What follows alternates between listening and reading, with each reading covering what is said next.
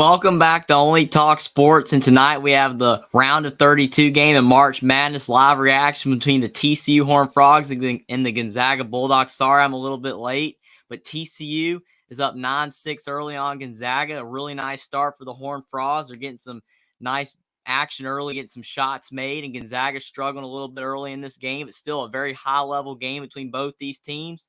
You also have Indiana and Miami on as well. Indiana's up 43-42 with some great basketball action to finish up the round of 32, but TCU up 9-6. And now it's 11-6 after Mike Miles lays it in. Mike Miles, what a great player for TCU, one of the best players in college basketball. He's been playing better and better off of his injury. But Drew Timme driving in the lane for Gonzaga. He gets fouled. Both teams look like they're playing at a high level to start this game. Definitely what you would expect from both these teams. TCU, a really solid team. A lot of people thought they would be a higher than a 6 seed coming into this season, but they had a lot of injuries to Mike Miles and Eddie Lampkin and some other players in the middle of the season. That definitely hurt them. They started getting healthier as the season went along. And when Mike Miles returned from his injury, they started playing much better basketball. But Gonzaga, they had a solid season all year, but they definitely struggled overall in the West Coast Conference to establish their dominance like they do in most years. They definitely did not play as high level of basketball as they normally do.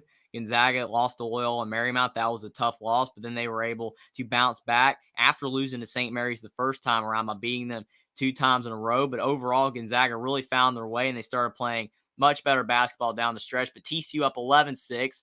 TCU misses a shot. Gonzaga with the rebound. Micah Peavy, he missed that shot for TCU, but Gonzaga with the basketball. Anton Watson kicks outside. Gonzaga makes a three. It's 11-9. The Bulldogs are trying to fight back. What a shot by Malachi Smith. He's had a solid season for Gonzaga, but TCU with the basketball now. Chuck O'Bannon with the ball, trying to find a way to stay ahead of the Bulldogs. They're up 11-9 early. Mike Miles with the basketball. He's driving in. And Mike Miles, he gets fouled.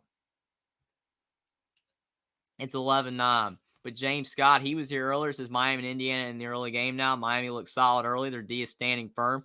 They definitely were playing well against Indiana early in the game. James Scott, 2011 is better than 13-5, so Indiana's trying to slow the pace to get back in it. The Hoosiers are going to have to take something away from the Hurricanes to win, for sure. But Indiana and Miami in a good one right now. But thanks for being here, James Scott, earlier. Hopefully he'll return.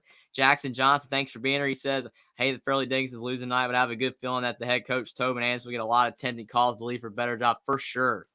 He definitely deserves it. It looks like FDU is going to lose, but he's had a fantastic run so far. March Madness looks like it's going to come to an end, but no one was expecting them to beat Purdue. That was a huge win. But Mike Miles at the line. He hit the first free throw. He has another free throw to try to go up by 2 possessions over Gonzaga, and it's 13-9 TCU. TCU now up by 4 over Gonzaga, 13:35 to go in the first. But Gonzaga trying to find their way early in this game. Kind of struggling on the offensive end. They struggled against Grand Canyon in the round of 64 game. They were struggling, but they finally found their offense and was able to pull away from Grand Canyon in the second half. So I think Gonzaga should be okay. It is early. But Julian Strother, he's driving in, and a turnover as he tried to get the ball to Ben Gregg, and Ben Gregg could not get it. And Gonzaga turns the basketball over. It's going back to the Horned Frogs. But TCU playing really good defense right now. TCU with a 13-9 lead over Gonzaga, 13 to go in the first half. But I think overall, you look at TCU, they're playing the type defense that they're going to have to play to get this win. And they're playing really solid on the offensive end as well. But what a block by Julian Strada. But TCU gets the rebound. It's a score for the Horned Frogs, 15-9. Gonzaga down by 6. Jeff's is going to be another good one. I'm here. Thanks for being here, Jeff. This should be a fantastic game. We have Indiana, Miami on as well. It's 45-44 Indiana. But Gonzaga down 15-9. Anton Watson missed a 3 for Gonzaga, so TCU still with a 6-point lead. Emmanuel Miller, he's driving in out of control. He loses the basketball. No foul call, and Gonzaga with the ball. Julian Strada, he's driving in the lane. He definitely is looking more and more like an NBA player, but it's 15-11. Gonzaga cuts it to 4. Mike Miles with the ball. He's bringing the ball up for TCU. TCU's trying to swing it around. The Horned Frogs have a really talented team. TCU driving in, and they get fouled. So Gonzaga with some fouls early. They got 3 fouls now. TCU is 4 fouls. I think it was all ball by Ben Gray. That was really good defense from Gonzaga. But Julian Strother with the tough finish on the other end to cut Gonzaga's deficit to 4. Drew Timmy's on the bench right now for Gonzaga. But TCU misses the first free throw. That's not a good look. You got to hit your free throws in March. You cannot miss your free throws. You got to make all the opportunities that you can get. The TCU with another free throw to potentially go up 5, but the Horned Frogs are looking pretty good early. They're sitting Mike Miles, giving him a quick breather. He won't be on the bench long. But TCU misses both free throws. Julian Strother with the rebound. Strother's had a nice game so far, but Gonzaga with a 4-point deficit. Gonzaga swinging the ball around at the top of the key, swinging it to Ben Gregg, almost a steal from TCU. Ben Gregg for 3. He misses the 3, and TCU with the rebound. Easy Money says, hey, Jeffrey, better late than never. Sorry about that. A lot of stuff going on. But thanks for being here, Easy Money. But TCU, you definitely tell they're an athletic team. They played in the tough Big 12, but they miss a shot there. Gonzaga's going down the court on the other end. Julian Strother at the top of the key, shoots the 3. He cannot hit it. Malachi Smith tried to get the rebound for Gonzaga, could not, but TCU with the basketball. Trying to find some offense with Mike Miles on the bench. Gonzaga playing good defense, but they do call a foul. TCU for an and 1. It's 17-11 TCU. The Horned Frogs are playing really solid basketball early in this one. If they'd hit those 2 free throws on the last possession, they'd be up by 8 points right now. But it's a 6-point lead, 17-11 TCU over Gonzaga, and they have a chance to go up by 3 possessions. But both teams are really solid. If Gonzaga or TCU gets this win, you feel like they could potentially find themselves in the Elite Eight or the Final Four if they keep playing at a high level. Easy Money says, I was talking about me, Jeffrey. I just got here. Oh, I didn't know. I was late, too, because I didn't start when the game first started. I missed the first TV time. But right now, you've got Indiana over Miami 47-46 with 14 to go in the second. It looks like Florida Atlantic is going to lose to FDU. Or Florida Atlantic's going to beat FDU. Fairleigh Dickinson looks like their time in March Madness is over. It's 76-70 Florida Atlantic. 18 seconds to go. But a lot of high-level basketball in the round of 32. It's been a lot of fun. But a lot of people thought potentially Fairleigh Dickinson could beat Florida Atlantic, and they played a really good game, showing that they were not a fluke. They played high-level basketball against Florida Atlantic, but the Owls are up 76-70 on the Knights. Florida Atlantic should hold on. Jeff says, I'm picking the Zags.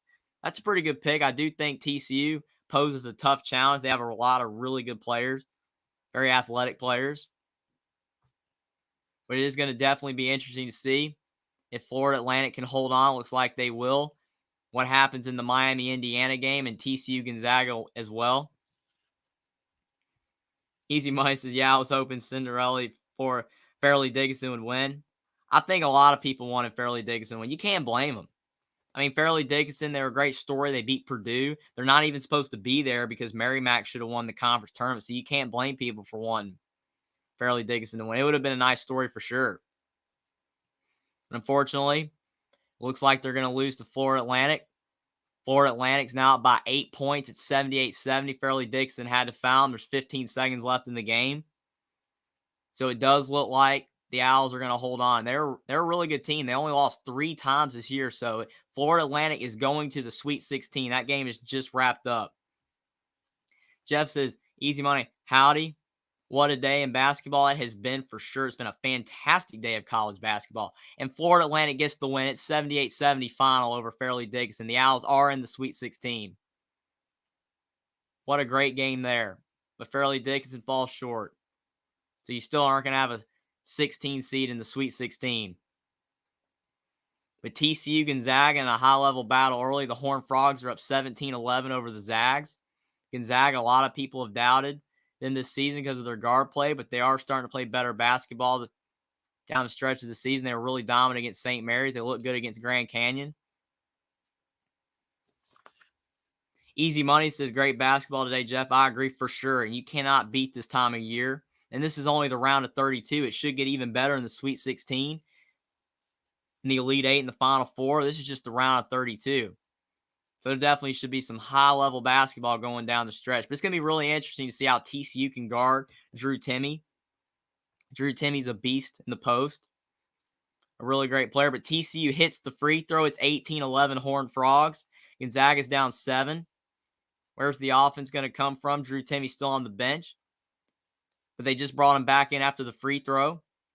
Malachi Smith, he's had a solid season for Gonzaga, but he's still trying to grow into his own. Gonzaga has a lot of guards that are really solid, but they're still really young. Nolan Hickman, Hunter Salas, Malachi Smith, they're really solid players, but they just have to get more experience and start developing. Rasir Bolton's the best guard for Gonzaga, but he's really inconsistent. But Drew Timme back in the game for Gonzaga. But overall, I think Gonzaga has a roster that's capable of doing great things in March. Malachi Smith in the corner off of Drew Timme's pass.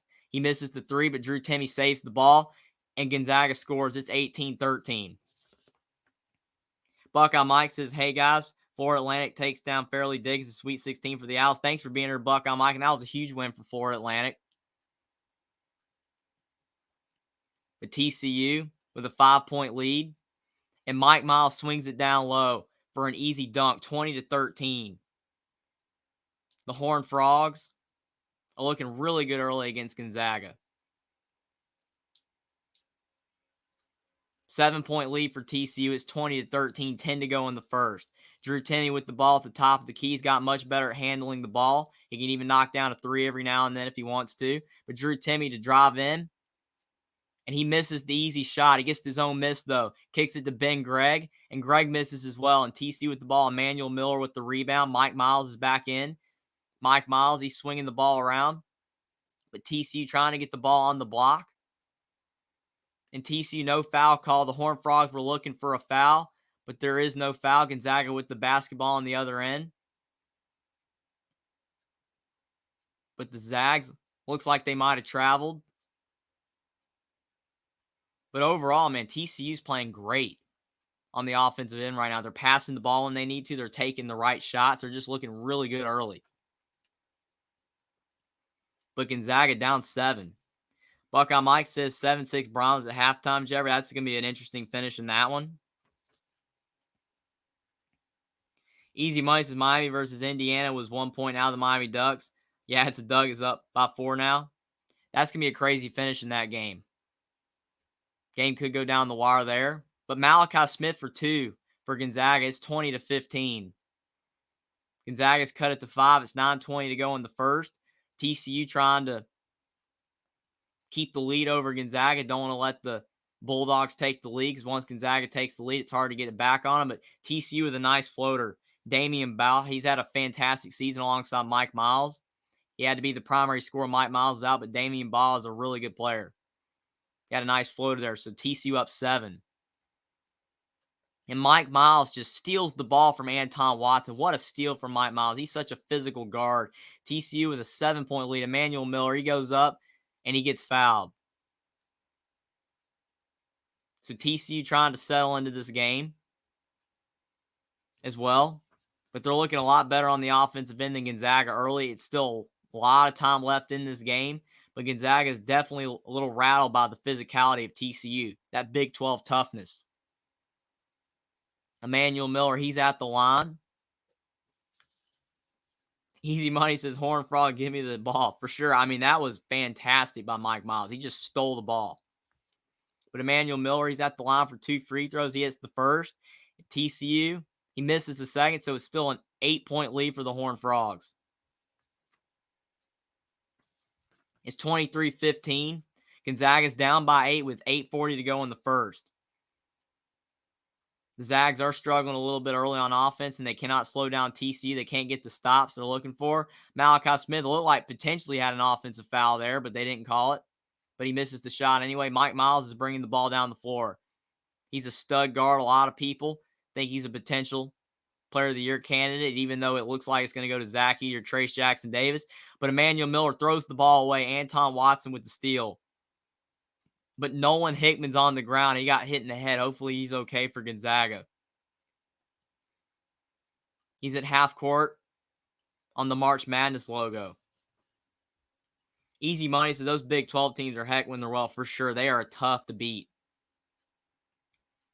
They have so many great teams. I think every single team in the Big 12, you can make an argument to be in the NCAA tournament, even though Texas Tech and Oklahoma did not have the records, but just fantastic teams. Every team is really good. I think that's what makes the Big 12 so tough. All these teams had to go through a gauntlet, and it makes it, in a way, you could say easier because of the fact that you're in a tough conference, so you're ready for anything. But on the other hand, sometimes it could wear you down. And then you're not able to play in March as well because you're tired and you're a lot more exhausted than the other team who was in an easier conference. So it's definitely an interesting debate that a lot of people talk about for sure. But I don't really know who has the advantage necessarily. But I do think you could say Gonzaga's had a lot of deep tournament runs because they are in the West Coast Conference. And they play a much easier schedule. But you look at TCU, they've been through the gauntlet, so they're probably ready for Gonzaga. But it's definitely going to be a game of wills. Whoever plays harder, whoever has more in the tank. And I think whoever's more in the tank gets the win. I think TCU, they have a lot of talent. I think if Mike Miles is a big game of over 20-plus points, they have a great chance to win. But same thing with Gonzaga. I think if you look at them, Drew Timme, if he has a big game, and his supporting cast of Julian Strawther, Anton Watson, Rasir Bolton can make shots, and I think Gonzaga can get the win. But it should be a fantastic game either way. I think both teams are going to play really hard. But it should be interesting. You also have Indiana, Miami on as well, and Indiana with a 2-point deficit. It's 54-52 Hurricanes. That's an interesting game as well. But Gonzaga, TCU, to wrap up the night, should be a fantastic game all around.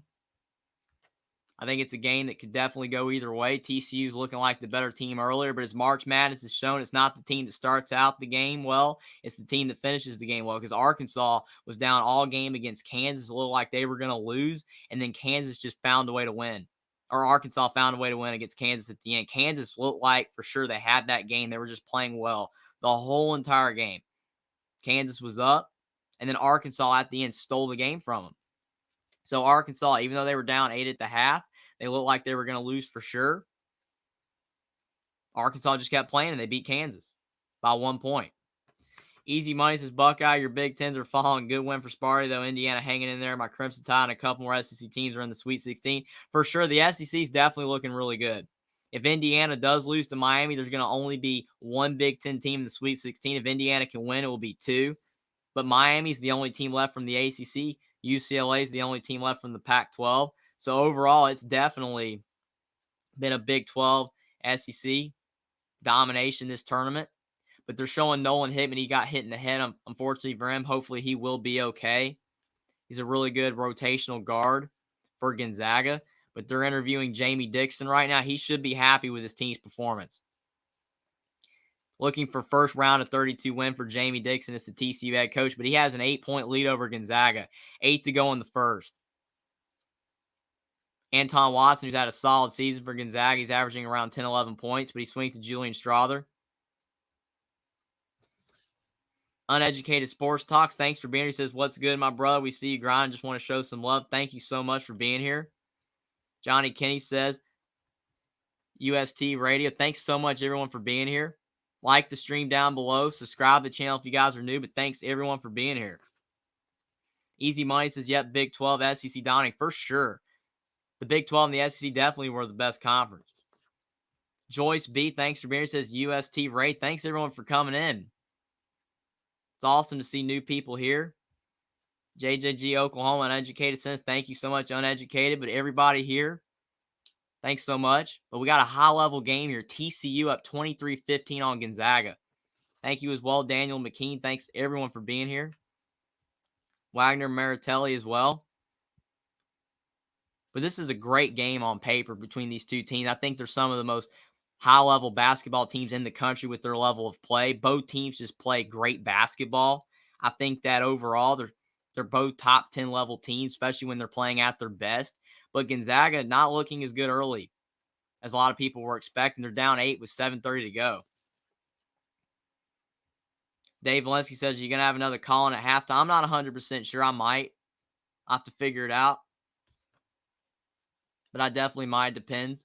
But thanks for being here, Dave. TCU, Mike Miles hits the first free throw, and now the Horned Frogs are up by 9. Easy Money says, I picked Bama versus Texas in the championship. Bama winning. I'd like to see Arkansas and Old Rocky Flop get to the Final Four. Easy Money definitely pulling for the SEC for sure. Angela Conway, thanks for being here as well. Thanks to everyone that's in the raid. You guys are awesome. But TCU up 10. Horned Frogs looking really good early. Drew Timme on the right block. He's trying to drive in, and he gets the shot and one. So the Bulldogs cut it to 8. It's 25-17, 7:14 to go in the first. Drew Timme so physical on the block. He's such a big body to handle. He's even flexing when he falls to the ground. I think that overall it's a really good sign for Gonzaga. You've really struggled early on in this game, but you're only down by 8. 7:14 to go in the first.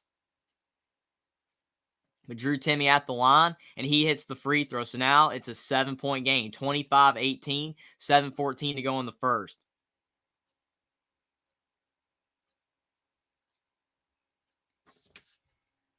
Thank you for being here as well. Everybody from the Sports Talk Raid, thanks everyone for coming in, checking out the stream tonight. You guys are awesome. But TCU, now up by 9 again. They just keep scoring on Gonzaga. The Bulldogs can't get stops. And they're going to have to find a way to get some stops if they want to get this win. But Drew Timme scores again, keeping the Bulldogs in there. 27-20. 6:40 to go in the first. But Mike Miles and his team playing great basketball, but he's trying to find a way to drive in. He kicks in the corner. Chuck O'Bannon kicks back to Mike Miles. Mike Miles for 2, and he knocks a tough 2 down, 29-20. Easy Money says, all the top seeds are falling in my Crimson Tide style. Brat, Arizona, Virginia, Baylor, all gone. The highest seed left is UCSB. I think they're a 5, then Creighton a 6, for sure. I think that's definitely going to help out Alabama. Only having San Diego State and Creighton. Rasir Bolton, he drives in for Gonzaga. I don't know if they gave him the shot or not. But I really do think that's going to help out Alabama for sure, Easy Money. The Crimson Tide have a really great path. They did not give him the shot, so Rasir Bolton's at the line. He will shoot 2. And he misses the first free throw. Again, free throws are so important in March Madness. Rasir Bolton, a solid guard. He's definitely been the best guard for the Zags this year. But missing the first free throw, that is tough. He does hit the second. So Gonzaga only down by 8. It's 29-21. 6 to go in the first. TCU's controlling this first half. Maintaining a steady lead over Gonzaga. Mike Miles having a pretty good first half. He kicks to Micah Peavy, almost turns it over. Damian Ballas, the basketball. Jacoby Coles, he misses a jump shot. Good ball movement from TCU, but couldn't make the shot. And Rasir Bolt misses a wide open 3, but Anton Watson with the rebound out to Julian Strother. He knocks down a 3. Julian Strother has gotten much better at shooting the 3 this year. And Gonzaga has cut it to 5. 5:36 to go in the first half. And TCU might have called a timeout.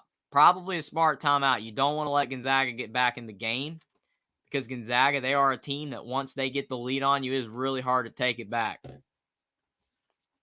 Easy Money says, but really if you get to the Sweet 16 and beyond, you can throw out the seeding at that point. They're all formidable opponents. You're absolutely correct, Easy Money. I think when you get past the Sweet 16 and really overall, it's just tough. I think the tournament at every level is really tough. But to your point, once you get past the Sweet 16, every team's good. Every team's going to play at a high level. And it is so difficult to beat these teams. They're all playing at a high level. They all deserve to be there. But TCU with a 5-point lead over Gonzaga, 5:36 to go in the first. Clint Moses says Miami's up on Indiana by 10. Indiana's definitely struggling. The Hoosiers took the lead in the second half. But they're now starting to struggle. With 7 to go in the game, they're down by 12 right now.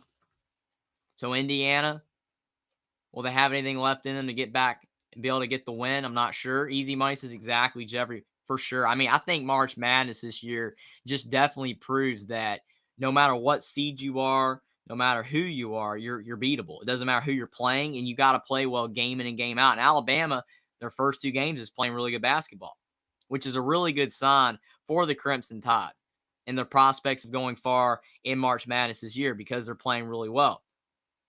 It doesn't matter who they play. They're treating every opponent to their highest potential. Probably not going to overlook San Diego State because they didn't overlook Texas A&M Corpus Christi or Maryland. So Alabama, if they just continue to play at a high level, they'll have a really good chance. Easy money. He says, well, yep, Clint. Miami Ducks, yes, it's a duck. They're pulling away for sure. It is definitely looking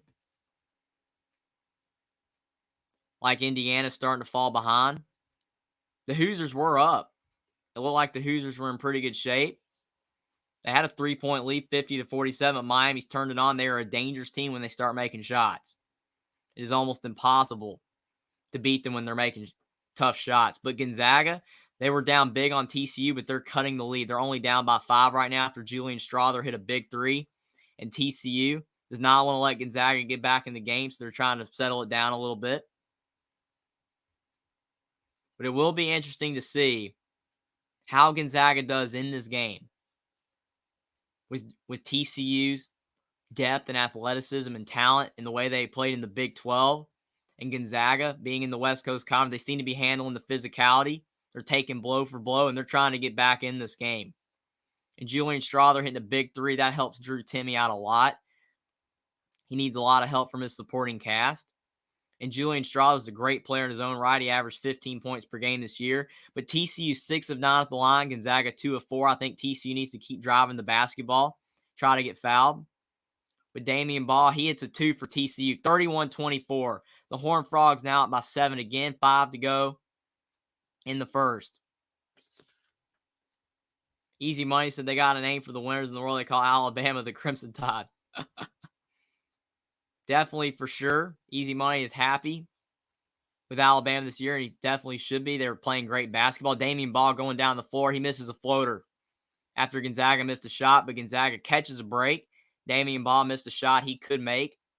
But Rasir Bolton, he's driving. He takes a floater as well, and he knocks it down.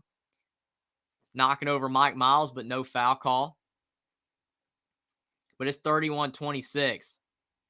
Zags are hanging in there. 4:40 to go in the first. Mike Miles, he picks up the basketball. He's taking it down the floor.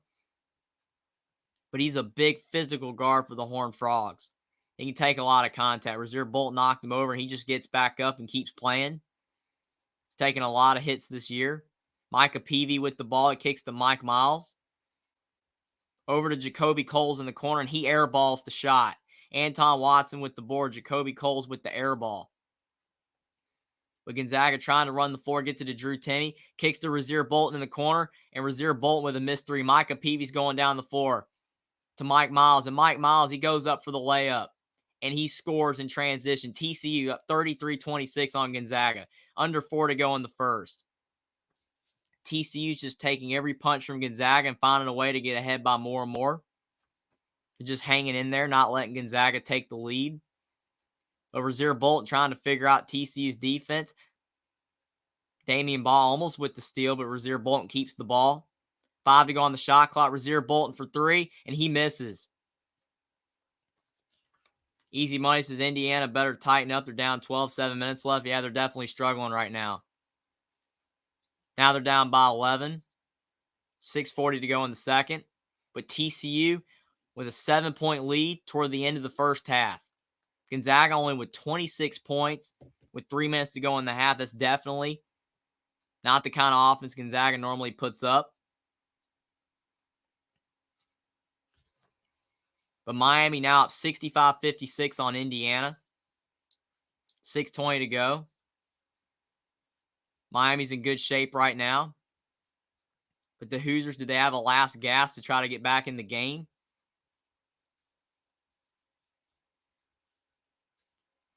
But the Hoosiers down by 9.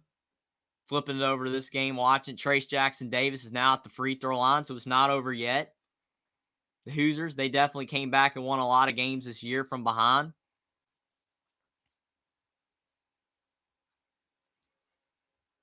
But Indiana, definitely a team this year that had a lot of success. Mike Woodson's definitely bringing back the Hoosier program, making them a lot better of a basketball team. The fact that they're in March, that's something that cannot be said for many a year. They missed 6 consecutive NCAA tournaments. Easy Money says, what day did the game start next week, particularly my Crimson Tide? I'm not sure when Alabama plays. Obviously, I have to look at the schedule. But I do know that most of the teams are playing on Thursday. But Indiana's cut it to 7. It's 65-58, 6 to go in the second. It's not over yet. Indiana's hanging in there. But TCU up 33-26 on Gonzaga, 3:26 to go in the first.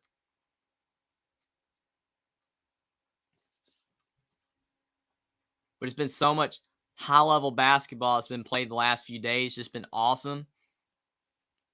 If you're a college basketball fan, then March Madness is definitely the best time of year. You just cannot beat it.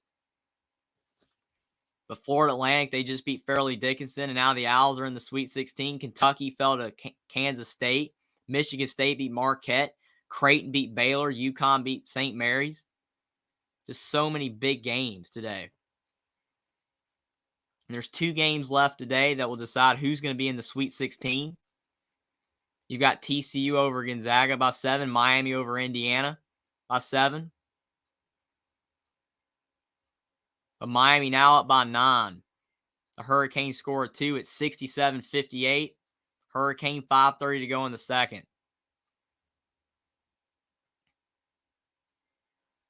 But Miami's playing really good defense in this one. Indiana has had a lot of success getting the ball to Trace Jackson Davis, but now that they're down in this game, going to have to find a way to make some shots, and that is tough to do when you're down, especially in the NCAA tournament. You definitely start to panic. So it's going to be really interesting to see what happens in that game. But TCU playing some high-level basketball against Gonzaga in this game, 33-26. The Horned Frogs are 13 of 24 from the field. Gonzaga's 11 of 30, and the Horned Frogs are 6 of 9 at the line. So TCU's definitely shooting the basketball better. But they're looking at this play, Rasir Bolton driving in on Micah Peavy. Micah Peavy looked like he might have been outside the arc, but they do call a blocking foul. And Rasir Bolton hits the first. Easy Money says, okay, I was thinking maybe Wednesday. It's good to give everyone rest. I hope it's Thursday. I think it'll be Thursday, Friday, Saturday, Sunday. I think, yeah, it's the usual scheduling, switching arenas. For sure, I don't think there's Wednesday. I think it is Thursday, Friday, Saturday, Sunday for sure. But it will be a lot of fun to see how the schedule is going to shake out, what time everyone's playing, and who's going to be the final 2 teams in the Sweet 16 in these last 2 games. But I think they call an offensive foul on Gonzaga. TCU with the basketball. It's 33-27. Via Ohio State for the win. Thanks for being here. He says, another crazy day of basketball. I had a feeling Michigan State would beat Marquette today. I think a lot of people did because it's Tom Izzo. And they showed Tom Izzo. He's won so many games throughout his career as the lower seed. I think he's won 16 games in that scenario. And that is awesome. Just goes to show you how great of a coach he is. But I do think a lot of people thought that Michigan State could get it done, but they're in the Sweet 16. But TCU up by 6, and Drew Timme has 2 fouls now, so that's really tough. For Drew Timme, he's got 2 fouls. He's going to have to sit on the bench. Easy Money says, yeah, I had a brain fart laughing a lot. I'm pretty sure it'll all start back up Thursday. I'm pretty sure as well. It should be Thursday. Want to give the players some rest, and they always go with that scheduling format, so it should be interesting. But Gonzaga down 6, 2:50 to go in the first, and Drew Timme's on the bench with 2 fouls. Where's the offense going to come from for Gonzaga? This is really going to test their mettle. Can they get points without Drew Timme on the floor? Anton Watson, he drives in. He misses the shot, but they do call a foul, so he will be going to the free throw line. That's a good way to get some points, get fouled. Via Ohio State for the wins, as Michigan State has made 15 Sweet 16s in the last 25 seasons. That's insane. That's the Tom Izzo effect. Tom Izzo's a great coach. He's done wonders for that university, that basketball program. They've been to so many tournaments. Easy Money says Izzo knows how to play in these tournaments, at least getting his players ready. I mean, for sure. I mean, he's not the one actually playing. It's his players doing it, but he sets them up for success. And that's the key. That's what a coach is supposed to do, is set the players up for success. And he's done that all these years. But Anton Watson, he splits the free throws. Gonzaga has definitely left some points on the table. They have not hit all their free throws. But the Horned Frogs at 33-28, 2:43 to go in the first. Gonzaga's 4 of 8 at the line. TCU 6 of 9. via Ohio State for the wins. I wish Izzo had more titles, though. He only has one title, but has made the Final Four many times for sure. Won it back in 2000, but it's been a long time for the Big Ten. They have not won a championship since then. Emmanuel Miller for 3. He misses for TCU. Malachi Smith with the rebound, kicks to Julian Strother. Down to Anton Watson on the block. Anton Watson's driving in, and he gets fouled and one. Gonzaga's cut it to 3. One possession game. But to your point, the Ohio State for the win, I definitely think that Izzo should have another title or two. He's done a fantastic job. It's crazy he doesn't have more. Will Indeed says, sorry about Indiana not looking great. Maybe Trace Jackson Davis can come back. Yeah, they're down by 12 with 3:30 to go. It looks like they might fall short. They were up by 3, 50-47 earlier in the second half, but Miami's just shooting the lights out from 3. You're not going to win when that's happening. Miami did not have a good game against Drake, and unfortunately when a team, is not shooting the ball well from 3 in one game, they usually come back the next game and shoot well. But like you said, hopefully Jackson Davis will come back. But regardless, Indiana's in a much better place as a program now than they were before Mike Woodson. So definitely very proud of what he's done for sure. So it's okay. via Ohio State for the win. Michigan State is the only team left in the East region that's ever made the Final Four. That's amazing. Just goes to show there's a lot of new teams that are really good in college basketball. Easy money says Nate Oates will be an elite coach at Bama. Like you said before, he'll be mentioned with Izzo, Dean Smith, Coach K, Bobby Knight, etc. I agree. I think the way his career's his trajectory is going, it could be the case. But TCU clinging to a 2-point lead, 33-31, 1:53 to go in the first. Emmanuel Miller at the line. He has 5 points. Been a little quiet in this first half, but he knocks the free throw down, 34-31 TCU. Horned Frogs have been up almost the whole entire first half. But Drew Timme on the bench with 2 fouls. And Gonzaga's hanging in there. Which is definitely what you want to see for sure. Emmanuel Miller hits the second. It's 35-31 TCU. 1:50 to go in the first. via Ohio State for the win, says I think Gonzaga will come back in the second half and beat TCU. A lot of people probably think that will happen, especially with the way they haven't played super well and they're only down 4. That's a good sign. Julian Strother, he misses a tough floater. TCU with the basketball up 4, driving the ball down the floor. Damian Baugh kicks to Emmanuel Miller to Micah Peavy. TCU with great passing. Damian Baugh, he drives in. He misses the shot. Ben Gregg with the rebound. And they call a foul on TCU for reaching in. Easy money says Nate Oates coach. High school almost Michigan won like 7 straight championships there. Again, that just shows you that a coach will have success. When he's winning at a lower level, it doesn't matter that it's a lower level. You don't have the same level of players, and you're finding a way to get them to win. And then he goes and has success at Buffalo, and then he has success at Alabama. That just goes to show you a guy that's going to have a lot of success everywhere he's at. Ben Gregg averaging 5 points a game for Gonzaga. He misses the first free throw. Overall, Gonzaga is shooting themselves in the foot at the free throw line. They're not hitting their free throws. They're under 500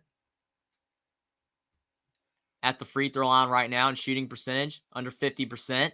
But he does hit the second, so Gonzaga still only down by 3, 1:20 to go in the first. TCU, for as well as they've played, only up 3. Mike Miles trying to get some separation. He misses the shot. Julian Strother with the rebound and another foul on TCU on Chuck O'Bannon. So more free throws for Gonzaga. TCU's not doing themselves any favors with all these fouls. via Ohio State for the win says it'll be nice if TCU pulls off this upset, but it'll be nice also if we get the Gonzaga versus UCLA rematch. I think that would be a fantastic game, especially like you said with the rematch where you had Jalen Suggs hitting that half-court 3. That would be crazy. But Julian Strother at the line, and he misses the first. Gonzaga's missing so many free throws in this first half. If they were hitting their free throws, they'd be winning. I think sometimes when some of your teammates are missing free throws, it rubs off almost. But Strother with the second. And he makes it barely. 35-33, 110 to go in the first. TCU only up 2. So overall, the Horned Frogs, again, have played a really good first half, but only with a 2-point lead. Gonzaga hanging around. Emmanuel Miller, baseline 2. He gets his own miss, and he misses the layup. Anton Watson with the rebound. Emmanuel Miller, 2 good looks for the Horned Frogs, missed both shots. But Gonzaga only down 2. They could take the lead right here, at least tied up. Anton Watson with the ball, kicks to Julian Strother. He's driving in. Kicks to Ben Gregg. Anton Watson for 3, and Gonzaga misses. Had a really good look, but it's TCU basketball. Easy Money says Nate Oates has taken Bama to at least 2 Sweet 16s in his 4 years at Bama. Again, definitely a sign for success. Doing really good things. Easy Money says V Ohio, great March Madness so far. Anything could happen. I agree. We've seen great comebacks. We've seen big upsets. It's been awesome. Easy Money says Miami is too much for the Hoosiers. Miami's up 77-66 on Indiana with 2:32 to go in the second. You can definitely tell that Miami's offense came to life in this game. They were not playing well against Drake, only had 63 points, but they have 77 in this game. They are a hot and cold team, so they're just going to have to keep playing good basketball if they want to advance far, because another bad game, they probably won't win. But Damian Ball in the corner for TCU. The Horned Frogs now up by 5, and it's 38-33. 1 second to go. But Indiana hanging in there. They've cut it to 8 again, but it might be too little too late. 2 minutes to go. It's 77-69.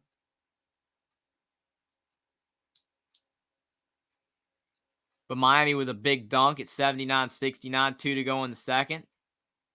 Miami up 10. Isaiah Wong with 27. See, there you go. Isaiah Wong with a big night, and he only had like 7 or 8 points against Drake, so he came to life. Definitely inconsistency for Miami all around. But a really good performance against Indiana, but it'll be interesting to see if they can keep that up as March Madness goes along. When they're in the Sweet 16, can they play as well as they did against Indiana? Because against Drake, they really had a tough performance. The Ohio State for the win. He says, yeah, this has been such a good tournament. First March Madness ever, a 15 and 16 seed, both won in the round of 64 in the same tournament. And that just, again, goes to show you how much parity that there is. No team is not beatable. It's insane. And TCU up 5 on Gonzaga at the half. It's 38-33. Teddy Boy says, wow, Miami out-rebounded Indiana. That's tough to do. For sure. That just goes to show you Miami, they've really hustled. Because Indiana, you have Trace Jackson Davis, but Miami, their guards, were really rebounding the basketball well. But it does look like Miami's going to be going to the Sweet 16.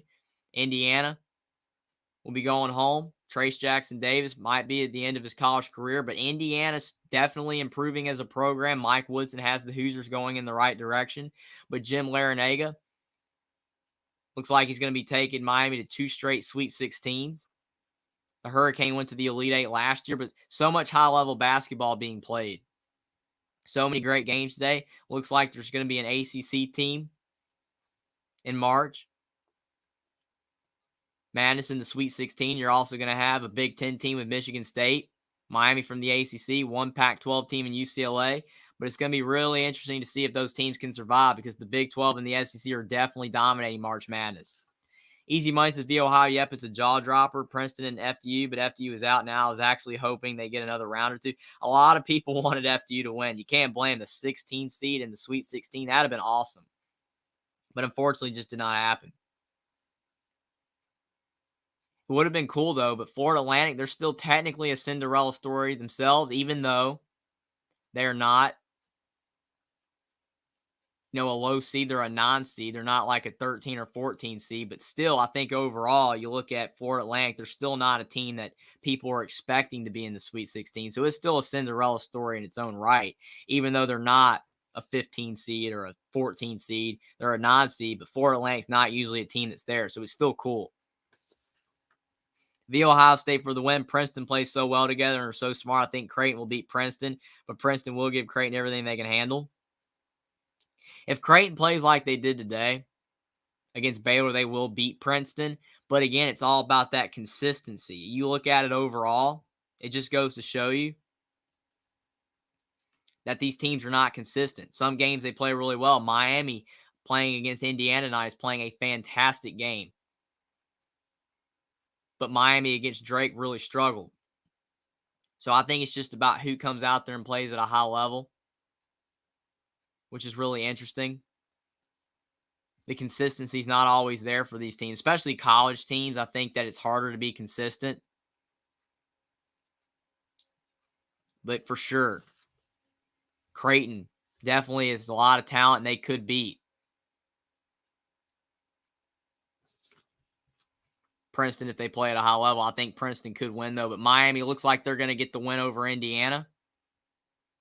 It's 83-69. Everything's going their way right now. Indiana's going to lose.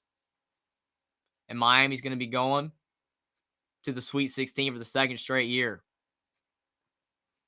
Indiana really tried in the second half. They took the lead, but Miami just made too many shots. Isaiah Wong had a big night with 27 points. And it looks like Indiana's going to fall short. 83-69, 37 seconds to go.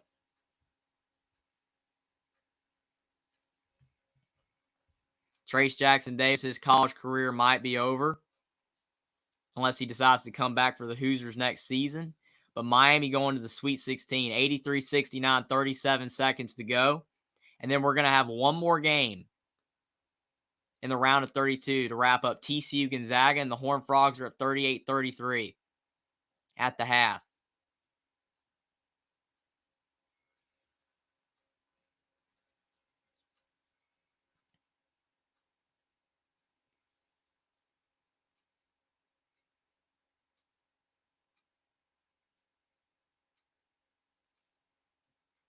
But Miami's going to be moving on. Miami looks like they're going to score again, and they dunk yet again on Indiana. It's 85-69, 11 seconds left. Miami's going to the Sweet 16. What a performance by Jim Larinaga's team. They really struggled in their win over Drake, but they got to win. And sometimes struggling to win is good enough. And Miami's going to win 85-69. They're the second to last team that we know will be in the Sweet 16. The Hurricanes beating Indiana 85-69. A really good win for the Hurricanes. And Indiana will be going home. Nice win for Jim Larinaga's team. Easy Money says, as my unbiased, I'm not never a lot of opinion. Bama is unbeatable in this tournament, laughing a lot. Well, the way they played at times, they definitely look like an unbeatable team. The Ohio State for the win says, I don't think Bama's played a really good opponent yet. Alabama's an interesting team as they had a few double-digit losses this season. Alabama got blown out versus Oklahoma this season. That's because sometimes the consistency wasn't there, as I've said with all these other teams. It's about consistency. You have to play well night in and night out. And I think Alabama at points this season just had really bad games. I don't think they're not beatable. When they're playing at their best, they're not beatable for the most part. When they're playing at their highest level of potential. But they are slightly an inconsistent team. But I do think they are a really good team, especially when they're playing at a high level, and they are tough to beat. Dave Walensky says Minnesota got the overall number one in the men's hockey tournament, but have a very hard road to go through. If they win their first game, they were played two Minnesota schools. That's pretty cool. Easy Money says Ohio's another key for my Crimson Tide team. They have great team chemistry, unselfish. And when they're sharing the basketball, and they're not relying on Brandon Miller to get the win or some other player, then I think that makes them even more dangerous of a team when they're sharing the basketball. Dave Valens said the selection committee shows their Michigan East Coast bias in hockey.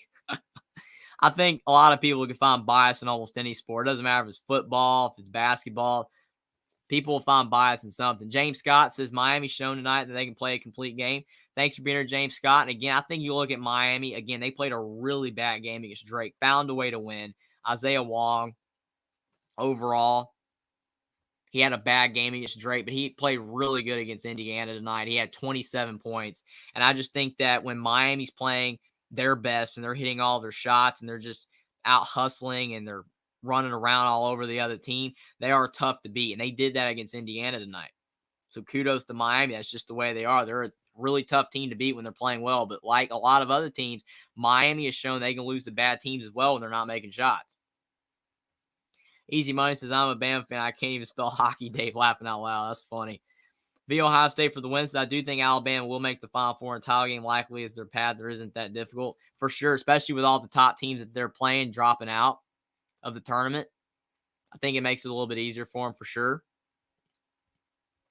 Via Ohio State for the wins is Jackson Davis is going to go to the NBA. I don't think he will return for another season. He said he's going to go to pro. It's more likely that he is leaving. It really hurts for Indiana, but I do think what Indiana has done this season, improving overall as a program, I think will bode well for the future for Mike Woods, and hopefully for the Hoosiers, he can bring in some talented players in the transfer portal. But Trace Jackson Davis has definitely made Indiana a better program as a player, Mike Woods, and as a coach. But Indiana losing in the round of 32. Miami with the big win. Easy Money says, yeah, the top seeds are out, but really the teams that get to the Final Four and beyond are all good teams at this point. Seeding doesn't matter. I agree with that statement for sure. I do think that when you get further down the tournament, it doesn't matter as much. But still, with the team has more talent than the other team. Because you still have teams like Princeton in there. Princeton is, again, obviously they've played really well. They deserve to be there. Florida Atlantic as well.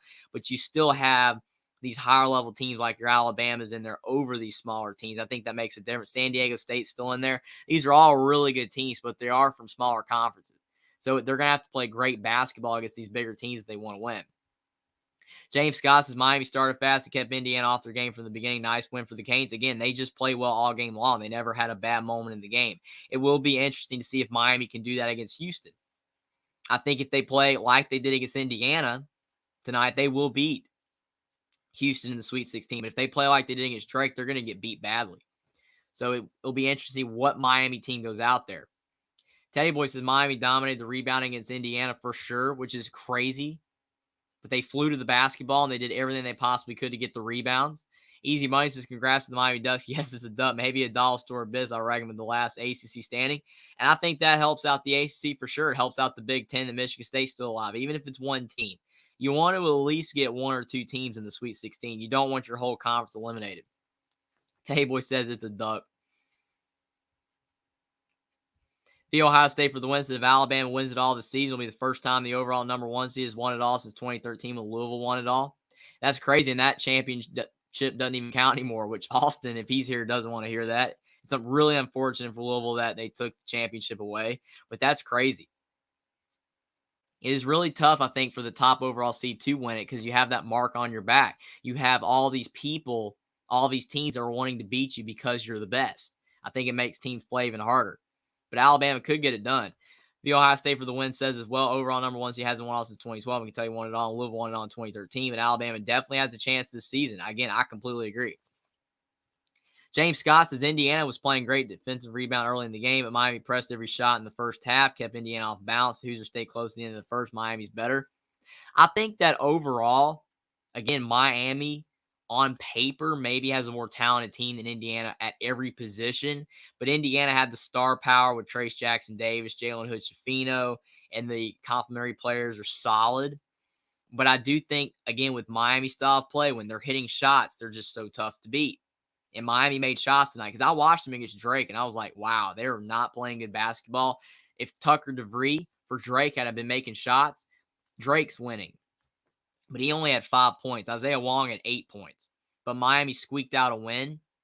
But against Indiana, Isaiah Wong had 27 points. They were all over the place, out hustling Indiana, just playing really good basketball. So I do think Miami's going to have to play like that if they want to beat Houston. But Miami has shown when they are playing on fire from three, that gets the rest of their team going. Definitely goes to show that they are a tough team to beat when they're on fire. But when they're cold, they can lose. Dan Jones, thanks for being here. Dan Jones, he says, just checking in. Good, sir. Your quick assessment of that first half between TCU and Gonzaga. I see a very fearful and exposed Zag squad. Well, Gonzaga, I mean, they've had some troubles at the free throw line. If they had to hit their free throws, they'd be winning this first half right now. They'd be up. But they've missed a lot of free throws. Drew Timme, he got in foul trouble late in the first half. He had 2 fouls. I think that's a key as well. But Gonzaga hung in there. But if they had to hit their free throws, then overall, I think you'd be looking at a much different story. Gonzaga would be up. But overall, they're just missing free throws.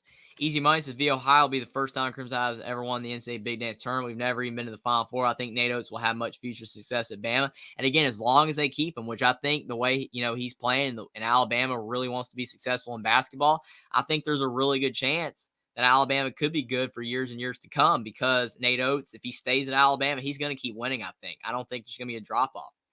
I think he's doing a great job. Easy Money says it's really nice seeing my Crimson Tide lead at least this season in basketball for sure. And once Brandon Miller, because he's going pro, no doubt about that. It'll be interesting to see if Noah Clowney goes pro as well. He's kind of probably on the fence. But overall, looking at the whole entire team, they're going to be getting some players back.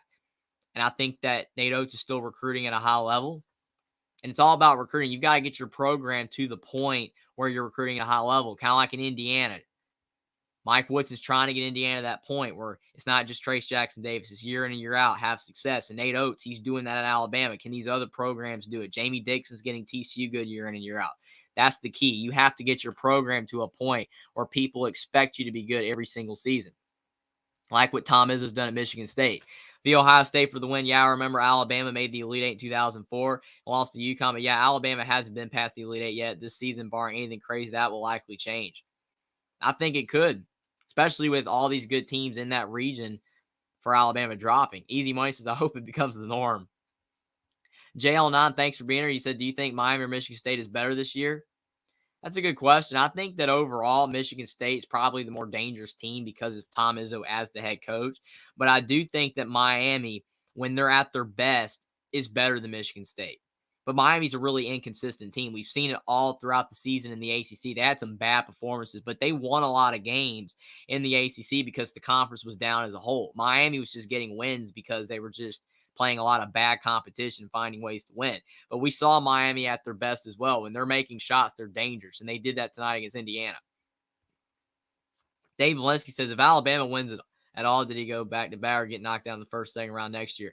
I think that you look at Alabama, they're going to take a step back next year, I think, unless he does a great job, Nate Oates, in the transfer portal. But I do think Alabama might take a little bit of a step, especially from being a 1 seed like they were this year.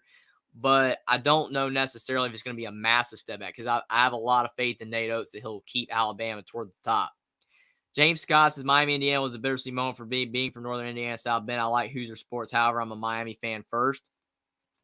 Yeah, it was bittersweet, especially seeing Trace Jackson Davis really upset, which further makes it shown that he's going to leave. It was really sad. It's always sad to see when you lose, especially when it's a senior like that. It's tough. But definitely Miami, they got a good basketball team. I think that overall they are really dangerous when they're making shots. Jim Larinaga has a good squad. Easy Money says, the Ohio, yep, basketball, you're right. Bama has had a few good teams and has sent many players to the NBA over the years, but never gotten over the hump the Elite Eight once. I think, again, looking at Alabama, they've had a lot of NBA talent. They've had a lot of players that were really good, but they've never had a great team. They've always had one or two good players. That's not good enough. You have to have a good team. And Alabama this year has a great team. That's why they're much more dangerous. Easy Money says, day back to back, but I know we're losing Brandon Miller, Noah Clowney for sure. Clowney will probably go Quinterly too. Quinterly might come back. He's only averaging like 8 points per game. I mean, he has stepped it up. Maybe he's up to like 9 or 10 now. But earlier in the year, he's averaging like 7, 8 points. It depends. He could go. Clowney's the one on the fence, but he probably will. Tayboy said USA made it to the World Baseball Classic Championship, and they beat Q at 14-2. That's cool. Thanks for the update there, Teddy Boy. Easy Money says UConn's been a thorn. Maybe it's regular season this season. Yeah, UConn's good. They're a really good team. Sometimes they do struggle on the offensive end. They had a lot of struggles in the middle of Big East play, but when they're feeling it, when they're confident, they're really good. Teddy Boy says UConn looking good, Easy, for sure. Easy Money says, I want to see Bama win the basketball championship, followed up with the 23 season football championship. If they could do that in basketball and football, that would be crazy. It'd probably break college sports. People be like, wow, Alabama's dominating in both. We can't even beat them in either sport. That would be insane. Easy Money says Quinterly is a senior. Oh, okay. Well, if he's a senior and he can't come back, then yeah, obviously. I mean, I don't know if he has the extra year. I know a lot of players have the extra year because of 2020, but maybe he's not able to have an extra year. He's already used his extra year. I'll definitely have to look that up. Dave Valensky says, I'm kind of glad the AT is a big spot. I love the AT&T girl. Lily, for sure. I mean, hey, they have great commercials. I mean, they're pretty funny. I like the AT&T ones. I like the Mayhem guy, the ones with Chuck and all of them. Samuel Jackson, those are funny. Spike Lee. But I love this time of year. They have some great commercials. Definitely look forward to them. But TCU and Gonzaga, the last game of the day in the round of 32. Fantastic game so far. The Horned Frogs Up 5. I mean, it's been a high-level first half. I think Gonzaga's doing a really good job, staying in this game because of the fact they could be down by more. Yes, if they had made the free throws, they could be winning, but it could have been worse without Drew Timme for the final 3 minutes of the first half, and they really struggled to shoot the basketball. It's not the worst thing to only be down what they are. It's not bad. Only down by 5 points. There's a lot of high-level games today. It just goes to show you how fun March Madness is, and you never know who's going to win for sure. Dan Jones, he says it's amazing how important it is for that three ball to drop, especially when you're trailing. For sure. I mean, again, you look at a team like Miami, to go back to them. When they make shots, they're dangerous. They blew out Indiana, a really solid team. But then they struggled against Drake because they couldn't make shots. Penn State beat Texas A&M by like 20 points because Andrew Funk hit like 8 threes, and Penn State was just blowing out Texas A&M. They were hitting all the shots, but then Penn State played Texas. Even though they didn't lose by a lot, Penn State's threes weren't falling at the same rate. Last year, Iowa, a lot of people picked them to go to the Final Four, including Dick Vitale when they won the Big Ten tournament over Purdue.